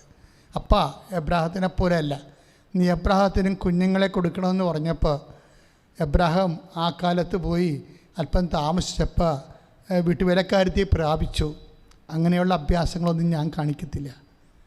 അപ്പൻ എത്ര കാലം താമസിച്ചാലും ഞാൻ ആ കാലമെല്ലാം കാത്തിരിക്കും. അതാണ് സമർപ്പണം എന്ന് പറയുന്നത്. അത് സ്നേഹത്തേക്കാൾ വലുതാണ് സംഭവം. മരിയനെന്ന് പറഞ്ഞു കഴിഞ്ഞാൽ പഠിക്കണമെങ്കിൽ, യേശുവിനെ ദൈവത്തെ പഠിക്കണമെങ്കിൽ മരിയൻ കോളേജിൽ പഠിക്കാതെ നമുക്ക് പഠിക്കാൻ പറ്റത്തില്ല. കാര്യം പഠിക്കാൻ പറ്റും, നമുക്ക് കിട്ടുന്ന തിയറിയാണ്. ഇതെന്ന് പറയുന്നത് പ്രാക്ടിക്കൽ ഉൾപ്പെടെയാണ് നമുക്ക് കിട്ടുന്നത്. മരിയൻ ശ്രുതികട്ടെ hallelujah, praise the lord, hallelujah. മക്കൾ സന്തോഷത്തോടെയാണ് ഈ ധ്യാനത്തിൽ പങ്കെടുക്കേണ്ടത്. കർത്താവിൻ്റെ അരൂപി നിങ്ങളിലേക്ക് ഇറങ്ങി വസിക്കേണ്ട സമയമാണ്. നിങ്ങളുടെ കുടുംബം മുഴുവൻ ഇത് എവിടെ ഇരുന്ന് എല്ലാവരും ആരെല്ലാം എവിടെ നിന്ന് ധ്യാനം കൂടിയാലും ആ സമയത്തെല്ലാം നിങ്ങൾക്ക് പരിശുദ്ധാത്മാവ് നിറയും. കാര്യം ഇവിടെ ആൾത്താറ മുഴുവൻ പരിശുദ്ധാത്മാവ് നിറഞ്ഞിരിക്കുകയാണ്. കർത്താവിൻ്റെ വചനങ്ങൾ നിങ്ങൾ ശ്രദ്ധിക്കണം. കർത്താവിൻ്റെ വചനങ്ങൾ കർത്താവ് തന്നെ ആത്മാവിൽ വ്യാഖ്യാനിച്ച് തന്നുകൊണ്ടിരിക്കുകയാണ്. എന്നാ പറഞ്ഞുകൊണ്ടിരിക്കണം ഇപ്പോൾ ഈശോ? അതായത് നമുക്ക് വാഗ്ദാനം ലഭിക്കുന്നതും വാഗ്ദാനം പ്രാപിക്കുന്നതും 2 കാര്യമാണ്. വിശ്വാസമുള്ളവർക്ക് റോമാ 4:16 അനുസരിച്ചുകൊണ്ട് വാഗ്ദാനം കിട്ടാം. പക്ഷേ വാഗ്ദാനം പ്രാപിക്കുക എന്ന് വെച്ചാൽ ഓഫർ കിട്ടിയാൽ പോരല്ല. ജോലിക്കൊരു ഓഫർ കിട്ടിയാൽ പോരല്ല, ജോലി കിട്ടണ്ടേ? ജോലി കിട്ടി നമ്മളവിടെ താമസിച്ച് ശമ്പളം കൈ കിട്ടണ്ടേ? ഇത് വേറെ വിഷയമാണ്. ഒരു ഓഫർ കിട്ടണതും ആ ജോലി ചെയ്ത് ശമ്പളം വാങ്ങിക്കുന്നതും വേറെ വിഷയമാണ്. രണ്ട് വിഷയമാണ്. അതുതന്നെയാണ് നമുക്ക് വിശ്വാസമുണ്ടെങ്കിൽ വാഗ്ദാനം കിട്ടും. പക്ഷെ വാഗ്ദാനം പ്രാപിക്കണമെങ്കിൽ എന്ത് വേണം? 3-4 കാര്യങ്ങൾ വേണം. 1 സ്നേഹം വേണം, പിന്നെന്താണ്? പ്രത്യാശ വേണം. ഈ പ്രത്യാശയോടെയുള്ള സ്നേഹം, കർത്താവിൻ്റെ മനസ്സിൽ കാലതാമസം എന്തുമാത്രം ഉണ്ട്, ആ കാലതാമസത്തിൻ്റെ കാലങ്ങളിലെല്ലാം കർത്താവ് നിർവഹിക്കും. അതായത് എൻ്റെ സഹോദരങ്ങളെ, നിങ്ങൾ എന്നെ ശ്രദ്ധിക്കുക. അതായത് ഒരു കാരണവശാലും ഒരു ഫ്യൂട്ടൈലായിട്ടുള്ള ഒരു കാലവിളംബം ഒരിക്കലും ദൈവഭാഗത്തുനിന്നും ഉണ്ടാകത്തില്ല. അതായത് ഒരു പ്രയോജനമില്ലാത്ത ഫലരഹിതമായ ഒരു കാലദൈർഘ്യം ഉണ്ടാകത്തില്ല. നമ്മളുടെ പ്രശ്നം എന്ന് പറയണത് ഈ കാലദൈർഘ്യം നമ്മൾ ഈ ഭൗതിക ഫലത്തെ മാത്രം കണ്ണുനട്ടിരിക്കുമ്പോഴാണ് കാലദൈർഘ്യം, ദൈവം വരുത്തുന്ന കാലദൈർഘ്യത്തെക്കുറിച്ച് നമ്മൾ അന്ധന്മാരായി പോകുന്നത്. കർത്താവ് അന്ധന്മാരെക്കുറിച്ച് പറയുന്നുണ്ട്. അന്ധന്മാർ, കാഴ്ച ഉള്ളവർ അന്ധന്മാരായി പോകും. അന്ധന്മാർക്ക് കാഴ്ച ഉണ്ടാകും. ക്രിസ്തു ഒരു മനുഷ്യൻ സ്വീകരിച്ച് കഴിയുമ്പോൾ ക്രിസ്തുവിനെ പ്രതി ചില ആൾക്കാർ ഞങ്ങൾ കാണുന്നു എന്ന് പറയുന്ന ആൾക്കാർ പക്ഷെ ഒന്നും കാണുന്നില്ല, അന്ധന്മാരായി മാറും. കാഴ്ചയില്ലാത്തവർക്ക് കാഴ്ച പ്രാപിക്കാൻ പറ്റും. എന്താ കാര്യം? ദൈവം ഒരു കാര്യം എന്ത് ചെയ്യുന്നു എന്നുള്ളതിനൊക്കെ അവർ എന്തിനു വേണ്ടി ചെയ്യുന്നുവെന്ന് കൂടി നമ്മൾ മനസ്സിലാക്കിയ ജ്ഞാനമായി. ജ്ഞാനം, അതായത് എന്ത് ചെയ്യുന്നു എന്ന് പറയുന്നത് എന്താണ്? അറിവ്. എന്തിനു വേണ്ടി ചെയ്യുന്നുവെന്ന് ചോദിക്കുമ്പോഴേ ആ എന്തിനു വേണ്ടി ചെയ്യുന്നുവെന്നുള്ള ജ്ഞാനം അതെന്താണ്? അത് യേശുക്രിസ്തു 1 കൊരിന്ത്യർ 1:24 ദൈവത്തിൻ്റെ ജ്ഞാനവും ദൈവത്തിൻ്റെ ശക്തിയും. ദൈവത്തിൻ്റെ ജ്ഞാനത്തിൽ എന്താണ്? എന്തിനു വേണ്ടി ചെയ്യുന്നു എന്നുള്ളതാണ് അതിൻ്റെ ജ്ഞാനം. നോഹൗ എന്ന് പറയുന്ന ജ്ഞാനം. എന്തിനു വേണ്ടിയാണ് ചെയ്യണത്? എന്താണ് താമസിക്കാൻ കാരണം? അല്ല ഈശോ ഈശോ ഈശോ എന്ന് പറഞ്ഞുകൊണ്ട് വണ്ടിക്ക് കാത്തു നിൽക്കണ പോലെ അനുഗ്രഹത്തിന് കാത്തു നിൽക്കുന്ന ആൾക്കാരുണ്ട്. അപ്പോൾ വണ്ടിക്ക് കാത്തിക്കണ പോലെ അപ്പോൾ ഒരാൾ പറയണേ ആ വണ്ടി ഇന്ന് ഓടുന്നില്ലെന്ന് തോന്നുന്നു, പ്രൈവറ്റ് ബസ് ഇന്ന് അവർ രാവിലെ കണ്ടില്ല, അപ്പോൾ ഇനി വരത്തില്ലായിരിക്കും പറഞ്ഞാൽ അവരെ വീട്ടിൽ പോകും ചിലപ്പോൾ, അല്ലെങ്കിൽ അടുത്ത വണ്ടി കയറി പോകും. ഈ അടുത്ത വണ്ടിക്ക് കയറി പോകുന്ന ഒരു ആധ്യാത്മിക രംഗങ്ങളുണ്ടെങ്കിൽ പണിമേടിക്കാൻ സാധ്യതയുണ്ട്. ദൈവം അതാണ് നോക്കണത്. ഈ അടുത്ത വണ്ടി കയറി പോകുന്നതാണ് നോക്കണത്. ശരിക്കും ദൈവത്തിനെ തന്നെ പ്രതീക്ഷിക്കുമോ? പലരും ദൈവത്തിനെ തന്നെ പ്രതീക്ഷിക്കുമോ? അതോ ഇനി ദൈവത്തിനല്ലാത്ത മാർഗങ്ങളിലൂടെ വേറെ കിട്ടിയത് നമുക്ക് ജോലി കിട്ടിയാലും മതി, സത്താൻ വർഷിപ്പാനും ശരി, എന്നാ കുന്തമായാലും ശരി, ഇനി ദൈവത്തെ തള്ളിപ്പറയുന്ന വിഷയമായാലും ശരി, നമ്മൾ റെഡിയാണ്, നമുക്ക് ജോലി കിട്ടിയാൽ മതി, അടുത്ത വണ്ടിക്ക് തല വെക്കുക എന്നാണ് നോക്കണത്. അതൊരു വിഷയമാണ്. ലാഗ് ചെയ്യുമ്പോൾ ശ്രദ്ധിക്കേണ്ടത് ദൈവം നിങ്ങളുടെ, അല്ലെങ്കിൽ ലാഗ് ചെയ്യുമ്പോൾ ഒരു വിഷയം ലാഗ് ചെയ്യുമ്പോൾ അല്ലെങ്കിൽ കഷ്ടത വർദ്ധിക്കുമ്പോൾ ദൈവം എന്താണ് അതിൽ നിന്ന് ഉദ്ദേശിക്കുന്നത്? നിൻ്റെ വിശ്വാസമല്ല, വിശ്വസ്തതയാണ്. അച്ഛൻ കഴിഞ്ഞ പ്രാവശ്യം പറഞ്ഞു തരുന്നത് ഇപ്പോൾ ഒന്നൊരു ഓർപ്പിക്കുകയാണ്. സങ്കീർത്തനം 119:75 ശ്രുതികട്ടെ ശ്രുതികട്ടെ ഹല്ലേലൂയ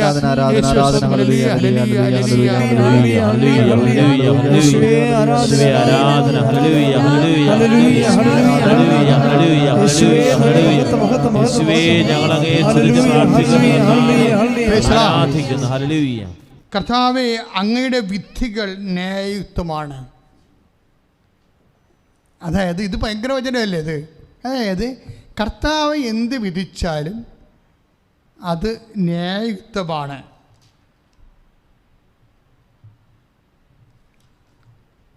അപ്പോൾ ഒരു വിശ്വാസിയുടെ വിശ്വാസത്തിൻ്റെ പ്രധാനപ്പെട്ട നിലപാടാണ് ദൈവത്തിൻ്റെ ഭാഗത്തുനിന്ന് എന്തെനിക്ക് കിട്ടിയാലും അത് നീതിയാണെന്ന്.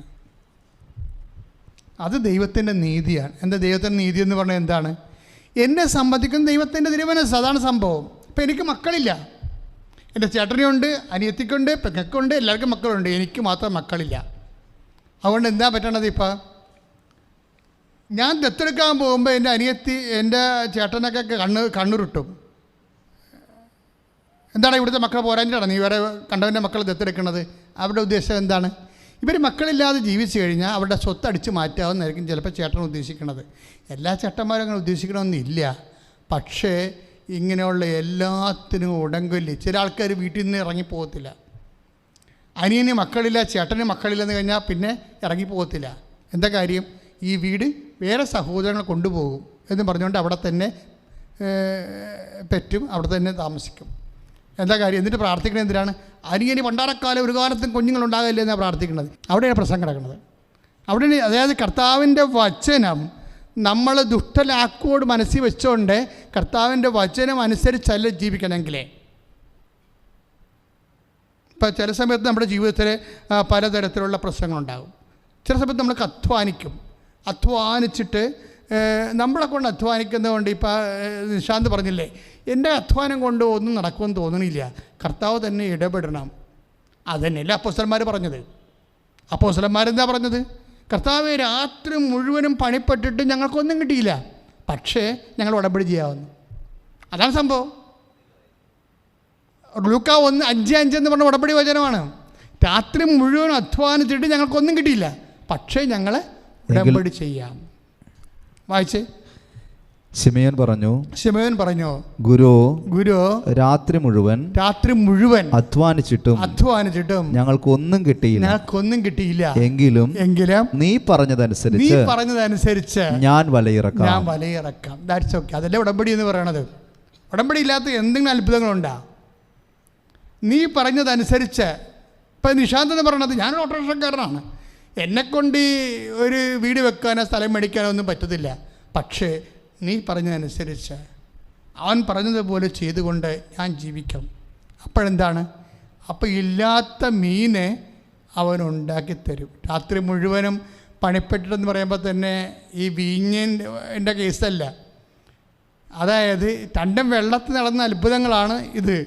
വീഞ്ഞിൻ്റെതും വെള്ളത്തിൽ നടന്ന അത്ഭുതമാണ്, മീനിൻ്റെതും വെള്ളത്തിൽ നടന്ന അത്ഭുതമാണ്. പക്ഷേ ഇത് തമ്മിലൊരു ബന്ധമുണ്ട്. എന്താണെന്നറിയാവോ? ഉടമ്പടി എടുപ്പിക്കുമ്പോൾ എന്താ സംഭവിക്കണത്? രണ്ട് ഉടമ്പടി വചനങ്ങളാണ്, രണ്ടും വെള്ളത്തിൽ നടന്ന അത്ഭുതങ്ങളാണ്. രണ്ടും അവൻ പറഞ്ഞതുപോലെ ചെയ്യുക, അല്ലെങ്കിൽ നീ പറഞ്ഞതനുസരിച്ച് ചെയ്യുക. ഇപ്പോൾ യോഹന്നാൻ 2:3 ഉടമ്പടി വചനമാണ്, അവൻ പറഞ്ഞതുപോലെ ചെയ്യുക. ലൂക്ക 5:5 ഉടമ്പടി വചനമാണ്, നീ പറഞ്ഞതനുസരിച്ച് ചെയ്യാം. ഇതെല്ലാം എന്ത് സംഭവിച്ചാൽ ഇത് രണ്ട് സംഭവവും തീർന്നു പോയ സംഭവമാണ്. ഒന്ന്, രാത്രി മുഴുവനും വേലയെടുത്തിട്ടും മീനില്ലെന്ന് പറയുമ്പോൾ എൻ്റെ അർത്ഥം എന്താ? മീനെ കടലിൽ ഇല്ലെന്ന് എൻ്റെ അർത്ഥം. ഒരു മീനെങ്കിലും ആ കടലിൽ ഉണ്ടായിരുന്നെങ്കിൽ കർത്താവ് പറയണം, എടാ ഒരു മീനുണ്ടെന്ന് പറഞ്ഞേനോ. മീനില്ല. എന്താ കാര്യം? ഒരു മീനുണ്ടെന്ന് പറയാൻ കാര്യം എന്താണ്? പണ്ട് ഒരു ടാക്സ് കളക്ടർ യേശുവിൻ്റെ അടുത്ത് വന്ന് അപ്പോസ്തലന്മാരുടെ അടുത്ത് കൊച്ചു സംസാരിച്ചിട്ട് പോയി. അപ്പോൾ ഈശോ ചോദിച്ച് വാട്ട് ദ സ്പോക്ക്? അപ്പോൾ പത്രോസ് പറഞ്ഞ്, നികുതി കൊടുക്കുന്ന ആൾക്കാരാണ് വന്നിരിക്കണത്, നികുതി കൊടുക്കണമെന്ന് പറഞ്ഞു. അപ്പോഴേ ഈശോ ചോദിച്ച്, കൊള്ളാം, നല്ല പരിപാടിയായിപ്പോയി. ശമയോനെ, ആരാ നികുതി കൊടുക്കുന്നത്? മക്കളാണോ അതോ അടിമകളാണോ? അത് അടിമകളാണ്. പക്ഷേ നീയായിട്ട് അവർ ഉതപ്പുണ്ടാക്കേണ്ട, നീ കടലിൽ പോയി ചൂണ്ടയിടുക, അപ്പോൾ നിനക്കൊരു മീൻ കിട്ടും. അതിൻ്റെ വാ പൊളിച്ച് നോക്കുക, ഒരു സ്ഥാദ്യവും കാണും, ഒരു സ്വർണ്ണ നാണയം, അതെടുത്ത് എനിക്ക് നിനക്ക് വേണ്ടി കൊടുക്കുക. ദാറ്റ് മീൻസ് ഒരു മീൻ കടലിൽ കൂടി ഓടിയാൽ കർത്താവിന് അറിയാൻ പറ്റും. അപ്പം ശമയോൻ പറയണത്, ശമയോനേക്കാൾ ഈ വിഷയത്തിൽ കർത്താവാണ് നല്ലത്. ശമയോൻ 45 കൊല്ലം കടലിൽ പോയ ആളാണ്. ശമയോൻ പറഞ്ഞത് അനുഭവജ്ഞാനമാണ്. കർത്താവ് അതിനേക്കാളും ഫിഷ് ഫൈൻഡറുള്ള ആളാണ്. ഇപ്പോൾ എല്ലാ ബോട്ടിനും വള്ളത്തിലൊക്കെ ഫിഷ് ഫൈൻഡർ ഉണ്ടല്ലോ. ഞാനും കടലിൽ പോയിട്ടുണ്ട്, ഫിഷ് ഫൈൻഡറുള്ള ബോട്ടിൻ്റെ കൂടെ പോയിട്ടുണ്ട്. എന്താണെന്നറിയാമോ? ആ ബോട്ട് വെഞ്ചരിക്കുമ്പോൾ അതിന് ഫിഷ് ഫൈൻഡർ ഇരിക്കണ കാണുമ്പോൾ അതൊരു റെഡാറാണ്. ആ റെഡാർ ഇരിക്കണ കാണുമ്പോൾ എനിക്കൊരു ദിവസം കൗതുകം തോന്നിയിട്ട് ഞാൻ കൊച്ചി ഹാർബറിൽ നിന്ന് കടലിൽ പടിഞ്ഞോട്ട് പോയി, ബോട്ടിൽ ഈ ബോട്ടിൽ തന്നെ പോയി. അപ്പോൾ എനിക്കറിയേണ്ടത് അയില, ആകോലി, ചമ്പൻ കുഞ്ഞ്, അതുപോലെ തന്നെ ചെമ്മീൻ പുലപ്പുകൾ വരണത് ഈ റെഡാറിൽ കാണാൻ പറ്റുമോ? അപ്പോഴെന്താണ്, ഞാൻ എന്നിട്ട് സ്രാങ്കിൻ്റെ കൂടെ ഫിഷ് ഫൈൻഡർ നോക്കിക്കൊണ്ടിരിക്കുക. എന്താ നോക്കിക്കൊണ്ടിരിക്കണമെന്ന് അറിയാമോ? അയിലേക്ക് ഇപ്പോൾ വരും, നമ്മൾ TV കാണുന്ന പോലെയും അതുപോലെ ജിയോഗ്രഫി ചാനൽ കാണുന്ന പോലെ കയ്യിലേക്ക് ഒരു ആപ്പിട്ട വരാൻ. പക്ഷേ സ്രാങ്ക് ബോട്ടടിക്കാൻ പറഞ്ഞു. അതിൻ്റെ അകത്ത് മുഴുവൻ കിട്ടിയിരിക്കുന്നത് പൊടിമീനും കുറച്ച് ആകോലിയും കുറച്ച് അയിലക്കുഞ്ഞും കുറച്ച് എല്ലാം കൂടി കിട്ടി. അപ്പം ഞാൻ ചോദിച്ചു, സ്രാങ്ക് ഇതൊന്നും നമുക്ക് കണ്ടില്ലല്ലോ. കണ്ടച്ചാ? എന്താ കണ്ടത്? ഒരു അരിത്താവൽ പോലെ ഒരു കുറേ കറുത്ത ഷെയ്ഡ് പോലെ പോയിക്കൊണ്ടിരിക്കുകയാണ്. സ്രാങ്കിനറിയാം അത് റീഡ് ചെയ്യാനുള്ള കഴിവുണ്ട്, അവരെ പഠിപ്പിച്ചിട്ടുണ്ട്. അതെന്ത് മീനാണെന്ന് പോലും സ്രാങ്ക് പറയും. നമുക്ക് നോക്കുമ്പോൾ കുറച്ച് നിഴൽ പോണ പോലെ തോന്നത്തുള്ളൂ, കുഞ്ഞ് അരി ഇങ്ങനെ നീങ്ങണ പോലെ തോന്നത്തുള്ളൂ അതിൻ്റെ അകത്ത്. പക്ഷേ അയാൾക്കറിയാം. ഫിഷ് ഫൈൻഡർ റഡാർ വെച്ച് ഒരു ഉപഗ്രഹം വെച്ചൊക്കെ ആൾക്കാർ ഇപ്പം മീൻ പിടിക്കുന്നുണ്ട്. ഉപഗ്രഹം നമുക്ക് പറഞ്ഞു തരും എവിടെയാണ് മീൻ നിൽക്കണത്, എവിടെയാണ് ചൊറക് നിൽക്കണത്, എവിടെയാണ് തിമിംഗലം നിൽക്കണമെന്ന്. പക്ഷേ ഇതൊന്നുമില്ലാഞ്ഞ കാലത്ത് കർത്താവ് പറഞ്ഞ് എന്താ പറഞ്ഞത്? ഒരു മീൻ നിനക്ക് കിട്ടും. അതിൻ്റെ വായിൽ പോലും കർത്താവ് നോക്കിയിട്ട് പറഞ്ഞു, അതിൻ്റെ അകത്തൊരു സ്ഥാദ്യോൻ ഇരിപ്പുണ്ടെന്ന് പറഞ്ഞു, ഒരു സ്വർണ്ണ നാണയം ഇരിപ്പുണ്ടെന്ന്. അതാണ് ഈശോ. അപ്പം അങ്ങനെ വരുമ്പോൾ ഈ മനുഷ്യനോട് എന്താ പറഞ്ഞത്? നീ പറഞ്ഞത് കൊണ്ട് ഞങ്ങൾ ചെയ്യാം. കർത്താവിൻ്റെ വചനം പാലിച്ചുകൊണ്ട് ചെയ്യാമെന്നാണ് പറയണത്. കുറേ കാലത്തേക്ക് നമുക്ക് നമ്മുടെ ജീവിതം അങ്ങോട്ട് പിടിച്ചാൽ കിട്ടാത്ത രീതിയിൽ പോകണമെന്നുണ്ടെങ്കിൽ അപ്പം നിങ്ങൾ ഉടനെ ചെയ്യണം. നിങ്ങൾക്ക് ചെയ്യാവുന്ന എന്താണ്? ഉടമ്പടിയാണ്. ജീവിതം ക്രമീകരിക്കണം. എങ്ങനെ? കർത്താവിൻ്റെ വചനം അനുസരിച്ചുകൊണ്ട് ജീവിതം ക്രമീകരിക്കണം. അതിന് ഈ കാലത്ത് ഉടമ്പടി അല്ലാതെ വേറെ ഒരു മാർഗ്ഗമില്ല. എന്താ കാര്യം? ഇത് മരിയൻ ഉടമ്പടിയാണ്. ആർക്കും വീട്ടിലിരുന്നുകൊണ്ട് അവൻ്റെ കർത്താവിൻ്റെ വചനം അനുസരിച്ച് ജീവിക്കാം. പക്ഷേ കൃപാസനത്തിലെ ഉടമ്പടി എന്താണ്? മരിയൻ ഉടമ്പടിയാണ്. എന്താണ്? അമ്മ 24 മണിക്കൂറും ഈ നീ എടുത്ത ഉടമ്പടിയുടെ കാവൽക്കാരിയാണ്. അത് നിറവേറണത് വരെ അമ്മ നിനക്ക് വേണ്ടി മധ്യസ്ഥം വഹിച്ചുകൊണ്ടിരിക്കും. അതാണ് ഈ വിഷയം. അപ്പോൾ നമുക്ക് കോൺക്രീറ്റായിട്ട് അറിയാൻ പറ്റും അമ്മ ഈ വിഷയം ഏറ്റെടുത്തിട്ടുണ്ട്. കഴിഞ്ഞ ദിവസങ്ങളിലൊരു സംഭവം ഉണ്ടായി. അതും ഇതുപോലുള്ളൊരു കേസ് കെട്ടാണ്. ഒരു അലീന കുമ്പളേക്കാരത്തിയാണ്. അപ്പോൾ അവളുടെ കൊച്ചിന് ഇതുപോലെ അതേ അസുഖം, നമ്മുടെ യൂട്യൂബിൽ കിടപ്പുണ്ട സാക്ഷ്യം, ഡൗൺ സിൻഡ്രോം. അത് എന്നാ പ്രശ്നം വെച്ച് കഴിഞ്ഞാൽ, അത് നിങ്ങൾ ആ വിഷയം അറിയണം. അതായത് രസകരമായൊരു വിഷയമാണ്. എന്ന് വെച്ച് കഴിഞ്ഞാൽ 5-ാം മാസമാണ് ഡോക്ടർ സ്കാൻ ചെയ്തിട്ട് പറയണത് ഈ കുട്ടിക്ക് ഡൗൺ സിൻഡ്രോമാണെന്ന് പറയണത്. അതോടുകൂടി ഇവളുടെ ബോധം പോയി. നിങ്ങൾക്കറിയാമല്ല, ആദ്യമായിട്ട് പ്രസവിക്കാൻ പോകുന്ന ഒരു അമ്മ 5-ാം മാസത്തിൽ കുട്ടിക്ക് ഡൗൺ സിൻഡ്രോമാണെന്ന് പറഞ്ഞാൽ, അതിനെ അബോർട്ട് ചെയ്ത് കളയണമെന്ന് പറഞ്ഞാൽ 3 മാസം കഴിയുമ്പോൾ തന്നെ അബോർഷൻ ഭയങ്കര പാടാണ്. 5-ാം മാസത്തിൽ എങ്ങനെ അബോർട്ട് ചെയ്യും? പക്ഷേ ഇവളാണെങ്കിൽ ഒരു അടിച്ചുപോയ റിലേ പോയ ഒരാളായിപ്പോയി ഇത് കേട്ടോടുകൂടി.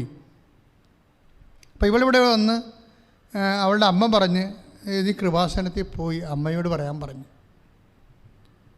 അപ്പോൾ ആളിവിടെ വന്നിരുന്ന് നിലവിളിക്കാനും പറ്റണില്ല, പ്രാർത്ഥിക്കാനും പറ്റാത്തൊരവസ്ഥയിൽ ഈ വയറും വെച്ച് 5-ാം മാസത്തിൽ ഈ ഡൗൺ സിൻഡ്രോമുള്ള വയറും വെച്ച് അവളിവിടെ ഇരിക്കുകയും. അവളുടെ അമ്മായിയമ്മയെ ഉടമ്പടി ചെയ്തിട്ടുണ്ട്. അവരാണ് ഇവിടെ ഇങ്ങോട്ട് പറഞ്ഞു വിട്ടിരിക്കുന്നത്. അവരുടെ ഉടമ്പടിയുടെ ബലമാണെന്ന് അറിയാൻ പാടില്ല. എനിക്ക് ഗർഭിണികളെ കാണുമ്പോൾ ഒരു പ്രത്യേകമായ ദൈവകൃപ തോന്നും എനിക്ക്. അപ്പം അത് ഇപ്പോഴല്ല, പണ്ടിവിടെ ഗർഭിണികൾക്ക് മാത്രം പ്രാർത്ഥന ഉണ്ടായിരുന്നു. ദമ്പതി കൂട്ടായ്മയ്ക്ക് ഗർഭിണികൾക്ക് മാത്രം വരുന്ന ഒരു കൂട്ടായ്മ ഉണ്ടായിരുന്നു. കാര്യം അത് വലിയൊരു ജോലിയാണല്ല, ദൈവത്തിന് വേണ്ടി ഒരു മാതാപിതാക്കന്മാർ ഏറ്റെടുക്കുന്ന ഒരു വലിയ ഉത്തരവാദിത്വമാണ്. അപ്പോൾ ആ ഉത്തരവാദിത്വം എടുക്കുമ്പോൾ പ്രത്യേകിച്ച് ഗർഭിണികളെ അക്കാര്യങ്ങളിലും അവരെ കുഞ്ഞിനെ വളർത്തേക്ക് എടുത്തുകൊണ്ടിരിക്കുന്ന കാര്യങ്ങളിലെല്ലാം നമ്മൾ നല്ല സപ്പോർട്ട് കൊടുക്കണം. ഇപ്പോൾ ചില ആൾക്കാർ ചില സ്ത്രീകളൊക്കെ പ്രസവിച്ച് കഴിഞ്ഞിട്ട് പെട്ടെന്ന് ഞാൻ പ്രസവ വാർഡൊക്കെ ചെല്ലുമ്പോൾ എന്നോട് പറയും, അച്ഛാ എൻ്റെ മകൾ പ്രസവിച്ച് കിടക്കണം, അവൾ ഓർമ്മക്കുറവ് പറയണമെന്ന് പറയും. അപ്പോൾ പ്രസവ വാർഡിൽ ഞാൻ ചിലപ്പോൾ പോണത് വേറെ ആരെങ്കിലും എന്നെ വിളിച്ചിട്ടായിരിക്കും പോണത്. അപ്പോൾ അവിടെ ചെല്ലുമ്പോൾ എന്നെ കണ്ടിട്ട് വേറെ ആൾക്കാർ, അച്ഛാ എൻ്റെ മകൾ പ്രസവിച്ച ഈ വാർഡിൽ കിടപ്പുണ്ട്, ഓർമ്മക്കുറവ് പറയണമെന്നുകൊണ്ടിരിക്കണമെന്ന് പറഞ്ഞു, പട്ടായി പോയെന്ന് പറഞ്ഞു. അപ്പം അതിൻ്റെ അർത്ഥം എന്താണ്? അവരുടെ ശരീരം ലൂസായതുപോലെ മനസ്സും ലൂസാവും. ഇത് വലിയൊരു പ്രക്രിയയാണ് ശരിക്കും പറഞ്ഞാൽ. ഇപ്പോൾ നമ്മുടെ ഗർഭിണികളെയൊക്കെ നമ്മൾ തോണ്ടുകയാണെങ്കിൽ പാട് കാണത്തില്ലേ, അതിൻ്റെ ശരീരം ലൂസാകണതാണ്, ഇളമക്കുണ്ടെന്നൊക്കെ അമ്മാമ്മമാർ പറയും. പക്ഷെ അതുപോലെ മനസ്സും ഇളമക്കുള്ളൂ. അതാണ് അത് പ്രസവിച്ച് കഴിഞ്ഞിട്ടൊരു വട്ട് പറയണ കാര്യം. അതാണ് 3-4 ദിവസം എടുക്കും. ചില ആൾക്കാർ 10-40 ദിവസം എടുക്കും നേരെ ചൊവ്വേ ബോധം വരാൻ വേണ്ടി. പക്ഷേ ഒരു പ്രയർ ചെയ്ത് കഴിഞ്ഞാൽ ആൾ ഓക്കെ ആവും. അപ്പം അങ്ങനെ ഒരു കണ്ടീഷനിൽ ഇവള് പേടിച്ചിരിക്കും. കാര്യം അവൾക്ക് കുഞ്ഞിനെ അവൾ കുഞ്ഞിനെ കളയാനും പറ്റത്തില്ല. കുഞ്ഞിനെ സ്വീകരിച്ചാൽ ഇങ്ങനെയൊക്കെ വരുമ്പോൾ പറയുമ്പോൾ ആൾക്കാർ പറഞ്ഞ് പേടിപ്പിക്കുകയും ചെയ്യണം. ഇങ്ങനെ എല്ലാം കൊണ്ടൊരു തീരുമാനം എടുക്കാൻ പറ്റണില്ല. അപ്പോൾ ഇവളെ ഞാൻ കണ്ടപ്പോൾ ഞാൻ ഇങ്ങോട്ട് വിളിച്ച് എന്ത് പറ്റിയ മോളെന്ന് പറഞ്ഞു. അപ്പോൾ കൂടെ ഉള്ളവർ പറഞ്ഞു ഇതാണ് പ്രശ്നം എന്ന് പറഞ്ഞു. അപ്പോൾ ഞാൻ ഉടനെ ഇവളുടെ വയറ്റിൽ ഇങ്ങനെ കൈവെക്കും. കൈവച്ചൊരു വിശ്വാസപ്രമാണം ചൊല്ലിയിട്ട് എൻ്റെ കയ്യിരുന്ന സൈത്ത് അവളുടെ വയറെ കൈവച്ച് വിശ്വാസപ്രമാണം ചൊല്ലി വെച്ചും സൈത്ത് അവളുടെ കൈക്ക് തേച്ച് കൊടുക്കും, തള്ളവിരലേ. അത് ബാത്റൂമിൽ പോയി അവർ അടി വയറ്റി തേക്കണം, അതാണ് എൻ്റെ രീതി. അപ്പം ഞാൻ ഇത് കൈവച്ച് പ്രാർത്ഥിച്ചിട്ട് ഇവളോട് പറഞ്ഞ്, മോളെ കർത്താവിന് ഞാൻ കുഞ്ഞിനെ ഏൽപ്പിച്ചിട്ടുണ്ട്, ഈ കുഞ്ഞിനെ കർത്താവ് നിനക്ക് തരുമെന്ന് പറഞ്ഞ് ഞാൻ അവളുടെ കവളിട്ടടിക്കും. അവൾ പറഞ്ഞത് ആ സാക്ഷ്യം കിടപ്പുണ്ട്, എലീനയുടെ സാക്ഷ്യം. അതായത് ആ അടിയോടുകൂടി അവൾക്ക് ബോധം വന്നെന്നാണ് പറയണത്. എന്താണ് അവൾ എവിടെ പോയി, എന്താണ് അവൾക്ക് സംഭവിക്കുന്നതിനെക്കുറിച്ച് സങ്കടം കൊണ്ട് തകർന്നിരിക്കുന്ന ഒരു അവസ്ഥയിൽ പെട്ടെന്ന് അവൾക്ക് ബോധം വന്നു. അവൾ ബോധം വന്നപ്പോൾ അവൾ കേൾക്കണത് എന്താണ്? മാതാവ് ഈ കുഞ്ഞിനെ എനിക്ക് തന്നിരിക്കണം, തീർന്ന പ്രശ്നം. മാതാവ് ഈ കുഞ്ഞിനെ അബോർട്ട് ഈ 5-ാം മാസം അബോർട്ട് ചെയ്യണ കുഞ്ഞിനെ എനിക്ക് തന്നിരിക്കണേ. അപ്പം ദൈവത്തിൻ്റെ അനുഗ്രഹം ഇത്രയും സ്പീഡാണ്. പക്ഷേ എനിക്ക് ഈ വിഷയത്തിൽ ഇപ്പോൾ 2 ഡൗൺ സിൻഡ്രോം കേസാണ്. അപ്പോൾ പ്രസവിച്ചിട്ടൊരു കുഴപ്പമില്ല കൊച്ചിനെ. എന്തൊക്കെ പറഞ്ഞാൽ അബോർട്ട് ചെയ്ത് കളയേണ്ട കൊച്ചായിരുന്നത്, അതിനെ പ്രസവിച്ചിട്ടൊരു കുഴപ്പമില്ല ആ കൊച്ചിനില്ല. ഈ മാതാവ് ഈ കുഞ്ഞിനെ നിനക്ക് തന്നിരിക്കണമെന്ന് പറയണത് എന്താണ്? അത് പറയണത് ഒരു വിശ്വാസത്തിലാണത് പറയണത്. വെറുതെ ഭംഗിവാക്ക് പറയുകയല്ല. നമ്മൾ ഗുഡ് മോർണിംഗ് പറഞ്ഞ പോലെ പറയുകയല്ല, നിങ്ങൾക്ക് നല്ലത് വരട്ടെ എന്നൊക്കെ പറയത്തില്ലേ, അതുപോലെ പോഴം വർത്താനം പറയുകയല്ല. ഈ മാതാവ് ഈ കുഞ്ഞിനെ നിനക്ക് തന്നിരിക്കുമെന്ന് പറയുമ്പോൾ അതിൻ്റെ മുഴുവൻ ഉത്തരവാദിത്തം ഞാൻ ഏറ്റെടുക്കും. എന്താ കാര്യം? എനിക്കുള്ളൊരു വിശ്വാസമുണ്ട്, എനിക്ക് ദൈവത്തോട് വിശ്വാസത്തെക്കാളൊരു ബന്ധമുണ്ട്. ആ ദൈവത്തിന് വേണ്ടി ജീവിച്ച ഒരു ചരിത്രമുണ്ട്. വിശ്വാസ കാലങ്ങളിലെല്ലാം ഇപ്പം ദൈവം എന്നോടൊന്ന് ചോദിക്കുകയാണ്, എനിക്ക് ഇപ്പോൾ രോഗമുണ്ടായെന്ന് വിചാരിച്ചോ, ഞാനൊരു സുവിശേഷ എവാഞ്ചലിസ്റ്റാണ് ഞാൻ ബേസിക്കലി. ദൈവം എന്നോട് ചോദിക്കുകയാണ്, നിനക്ക് സൗഖ്യം വേണം, ഈ രോഗത്തിന് സൗഖ്യം വേണം, കൃപ വേണമെന്ന് ചോദിച്ചു കഴിഞ്ഞാൽ ഞാൻ പറയും എനിക്ക് സൗഖ്യമല്ലേ വേണ്ട, എനിക്ക് കൃപയാണ് വേണ്ടെന്ന് പറയും. എന്താ കാര്യം? എനിക്ക് കൃപ എന്താണെന്നറിയാം, എനിക്ക് കൃപ എന്താണെന്നറിയാം. പൗലോസ് അപ്പോസ്തലൻ കുറേ നാൾ ചോദിച്ച് ചമ്മിയൊരു കേസ് കിട്ടാണിത്. അപ്പോൾ 1 കൊറിന്തോസിൻ്റെ 12:8 എന്താ പറയണത്? ഞാൻ 3 പ്രാവശ്യം ചോദിച്ചെന്നാണ് പറയണത്. 3 പ്രാവശ്യം ചോദിച്ചു, എന്താണ്? എൻ്റെ ഈ അൾസറെന്ന് എൻ്റെ ഈ വയറിൻ്റെ പുണ്ണൊന്ന് മാറ്റിത്തരാൻ. അപ്പോൾ പൗലോസാണ് പറഞ്ഞ് നിനക്ക് സൗഖ്യം വേണം, കൃപ വേണമെന്ന് ചോദിച്ചു. അപ്പോൾ പൗലോസിന് മനസ്സിലായി എന്താ ഉദ്ദേശിച്ചതെന്ന്. കാരണം കൃപ എന്ന് പറയുന്നത് ശക്തിയാണ്, ദൈവത്തിൻ്റെ ശക്തിയാണ്. സൗഖ്യം നമുക്ക് സൗഖ്യത്തിന് മാത്രമേ ഉപയോഗിക്കാൻ പറ്റത്തുള്ളൂ. പക്ഷേ ശക്തി കിട്ടിയാൽ മറ്റുള്ളവരുടെ വീണ്ടെടുപ്പിന് ഉപയോഗിക്കാൻ പറ്റും. ഇതാണ് വ്യത്യാസം എന്ന് പറയണത്. ഒരു വ്യക്തിയെ ഇവാഞ്ചലിസ്റ്റായിട്ട് ഒരു സുവിശേഷ സാക്ഷിയാക്കി മാറ്റാൻ ഉദ്ദേശിക്കുമ്പോൾ ചില സമയത്ത് ഈ ചില വിഷയങ്ങൾ ലാഗ് ചെയ്യും. എന്തുകൊണ്ടാണ് നിങ്ങളുടെ വിഷയം ചില വിഷയം താമസിക്കുന്നതിൻ്റെ ഉദ്ദേശം എന്ന് പറയുന്നത് നിങ്ങളുടെ ദൈവസ്നേഹത്തെ നിറക്കാനും നിങ്ങൾക്ക് വിശ്വസ്തത നിറക്കാനും നിങ്ങൾക്ക് ദൈവത്തെ സ്വന്തമായിട്ട് അനുഭവിക്കാനും അനുഭവിച്ച ദൈവത്തെ കൈമാറാനും വേണ്ടി കർത്താവ് നിങ്ങളെ ഒരുക്കുകയാണ്. ശ്രദ്ധിക്കട്ടെ ഹല്ലേലൂയ. മക്കളെ, രോഗമുള്ളിടത്തെല്ലാം കർത്താവ് കൃപ നിറഞ്ഞു നിൽക്കുന്നൊരു സമയമാണ്. മഴ പോലെ കർത്താവ് വചനങ്ങൾ, പുതിയ വചനങ്ങൾ എടുത്ത് നമുക്ക് തന്നു. കർത്താവ് വചനത്തിൻ്റെ ജ്ഞാനങ്ങൾ നൽകി, ജീവിതത്തിൻ്റെ ഓരോ അനുഭവങ്ങൾ നമുക്ക് തന്നു. ഇതെല്ലാം ദൈവം നമ്മളെ നയിച്ചുകൊണ്ടിരിക്കുകയാണ്. ഈ കോവിഡ് കാലത്തിൻ്റെ കഷ്ടപ്പാടുകളിൽ സങ്കീർത്തനം 119:75 അനുസരിച്ച് കൊണ്ട് വിശ്വസ്തതയാണ് ദൈവം നമ്മളിന്ന് പ്രതീക്ഷിക്കുന്നത്. ഇപ്പോഴ് അതിനുവേണ്ടി നമ്മൾ പ്രാർത്ഥിക്കുകയാണ്. നിങ്ങൾ എവിടെയാണ് രോഗമുള്ളത്, കൈ നെഞ്ചത്ത് വെച്ച് നെഞ്ചിലെ രോഗത്തിന് വേണ്ടി പ്രാർത്ഥിക്കാം, തൊണ്ടയ്ക്ക് വെച്ച് പ്രാർത്ഥിക്കാം, ശിരസിൽ വെച്ച് പ്രാർത്ഥിക്കാം, പിൻകഴുത്തിൽ വെച്ച് പ്രാർത്ഥിക്കാം, അടിവയറ്റിൽ വെച്ച് സമർപ്പിച്ച് പ്രാർത്ഥിക്കാം. എവിടെയാണ് നിൻ്റെ കൈകൾ, എവിടെയാണ് നിനക്ക് വേദന ഉള്ളത്? കരളിനാണോ, കഴുത്തിനാണോ, ഹൃദയത്തിനാണോ, ശിരസിനാണോ, പ്രഷറിനാണോ, എവിടെയാണ് വേദനയുള്ളത്? വാതരോഗികളെ കൈ പിണച്ചു വെച്ച് പ്രാർത്ഥിക്കാം. കർത്താവിൻ്റെ ദൃശ്യനെ പ്രാർത്ഥിക്കുക. കർത്താവേ, ഞാൻ വളരെ ആത്മാർത്ഥമായിട്ട് അങ്ങയുടെ മക്കൾക്ക് വേണ്ടി കണ്ണീരോടെ പ്രാർത്ഥിക്കുകയാണ് ഈശോയെ. വിവിധ രോഗികൾ കർത്താവേ, ഇപ്പോഴേ അങ്ങയുടെ തിരുസന്നിധി അങ്ങയുടെ അമ്മയുടെ മധ്യസ്ഥത്തിൽ ഈശോയെ പ്രാർത്ഥിക്കുന്നുണ്ട്. ഓരോ രോഗത്തിൻ്റെ പേരെടുത്ത് പ്രാർത്ഥിക്കുന്നതിനേക്കാൾ ഉപരി കർത്താവേ, ഒരു മനുഷ്യൻ്റെ ശരീരത്തിലെ ഉച്ച മുതൽ ഉള്ളംകാല് വരെയുള്ള ഓരോ കോശങ്ങളിലും ഓരോ ശ്വാസങ്ങളിലും വരുന്ന രോഗങ്ങളെ കർത്താവേ, നിന്റെ നിശ്വാസത്താൽ കർത്താവേ നീ അഭിഷേകം ചെയ്യണമേ. യേശുവിൻ്റെ ഉന്നതമായ നാമത്തിൽ ഞരമ്പുകളിലെ, നാഡികളിലെ, കോശങ്ങളിലെ, പേശികളിലെ യേശുവിൻ്റെ ഉന്നതമായ നാമത്തിലെ മാരക രോഗങ്ങള്, തിരവ്യാധികള് യേശു നാമത്തിൽ മാറിപ്പോകട്ടെ.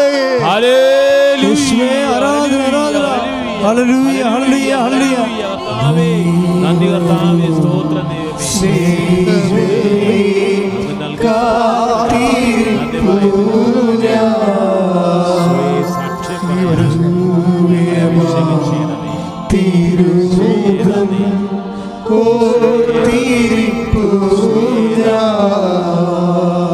മക്കളെ, ജോലിയില്ലാത്തവരെ, വീടില്ലാത്തവര്, വിവാഹം ഒത്തുവരാത്തവര്, മക്കളില്ലാത്തവര്, മക്കൾ ദുർനടപ്പിൽ പോയവര്, ഇങ്ങനെ വ്യത്യസ്തമായ അവസ്ഥകളിൽ ജീവിക്കുന്നവരുണ്ട്.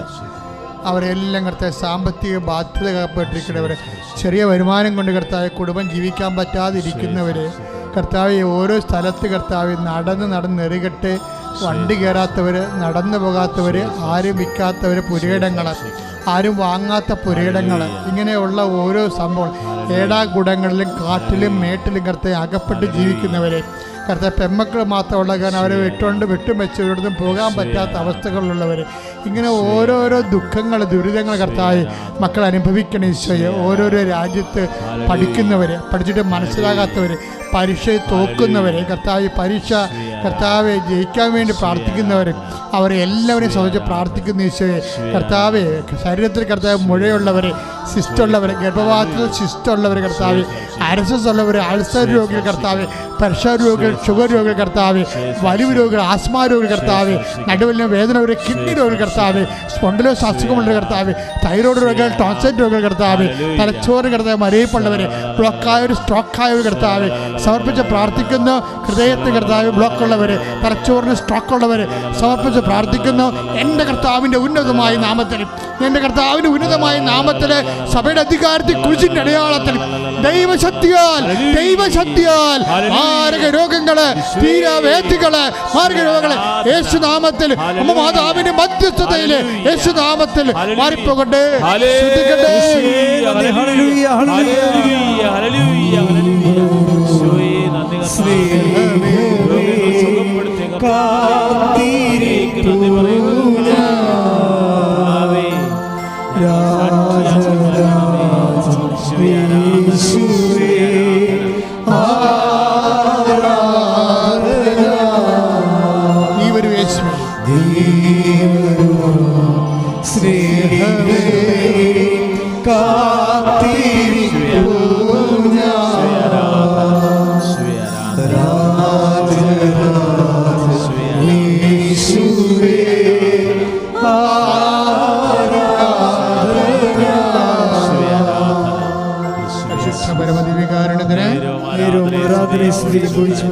മൗനമായി പ്രാർത്ഥിക്കട്ടെ. മുട്ടിൽ നിന്നുകൊണ്ട് മൗനമായി പ്രാർത്ഥിക്കട്ടെ. അതീവമായ ദിവ്യകൃപ ചിന്തിക്കുന്ന സ്വർഗീയ നിമിഷങ്ങളാണ്. നീ മുട്ടയിൽ നിന്നുകൊണ്ട് കണ്ണീരോടെ പ്രാർത്ഥിക്കട്ടെ. കൃപാസന എഴുന്നള്ളിയിരിക്കുന്ന ജ്വലിച്ച് നിൽക്കുന്ന ഈശോ തൻ്റെ അമ്മയുടെ മധ്യസ്ഥം നമുക്ക് വേണ്ടി അമ്മ പ്രാർത്ഥിക്കുന്ന ഈ നിമിഷങ്ങളിൽ അമ്മയുടെ മധ്യസ്ഥത്തിൽ നിൻ്റെ സങ്കടങ്ങളെ സമർപ്പിക്കുക. അച്ഛൻ ഏതെങ്കിലും കാര്യങ്ങൾ വിട്ടുപോയിട്ടുണ്ടെങ്കിൽ നിൻ്റെ സങ്കടങ്ങൾ എപ്പോഴും സമർപ്പിക്കുക.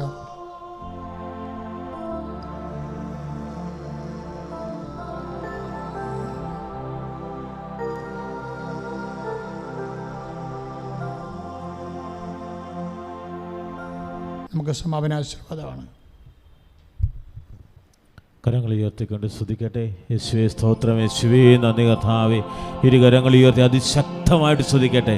ഇതാ ദിവികാരുണ്യ ഈശോ നിങ്ങളെയും നിങ്ങളുടെ ഉടമ്പടി നിയോഗങ്ങളുടെ മേൽ ദിവികാരുണ്യത്തിൻ്റെ മുദ്ര പതിക്കപ്പെടുകയാണ്. കർത്താവായ ഈശോയുടെ വലിയ അഭിഷേക ശക്തി ഈ ആരാധനയിലൂടെ നൽകപ്പെടുകയാണ്. നിങ്ങൾ പ്രാർത്ഥിച്ച ഓരോ രോഗങ്ങളുടെ മേൽ, ദുരിതങ്ങളുടെ മേലും ദിവികാരുണ്യത്തിന്റെ മുദ്ര പതിയുന്നു. കരങ്ങൾ ഉയർത്തി ശക്തമായി സ്തുതിക്കട്ടെ. Hallelujah, hallelujah, hallelujah, hallelujah, hallelujah. കർത്താവേ ഉടമ്പടിയെടുത്ത മക്കളെ അവരെ സ്പർശിക്കണമേ, അവരുടെ ആർനിയോഗങ്ങൾ ഏറ്റെടുക്കണമേ.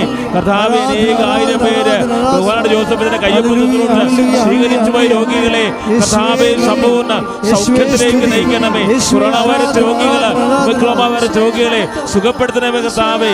ഈ ശുശ്രൂഷ കർത്താവേ ലോകത്തിന്റെ നാനാഭാഗങ്ങളിൽ നിന്ന് ടെലിവിഷൻ ചാനലിലൂടെ കണ്ട് പ്രാർത്ഥിക്കുന്നവരെ അവരുടെ നിയോഗങ്ങളെ സ്പർശിക്കണമേ. ലൈറ്റ് ക്യാൻഡിൽ പ്രയർ റിക്വസ്റ്റിൽ പ്രാർത്ഥിച്ചവരെ സ്പർശിക്കണമേ കർത്താവേ.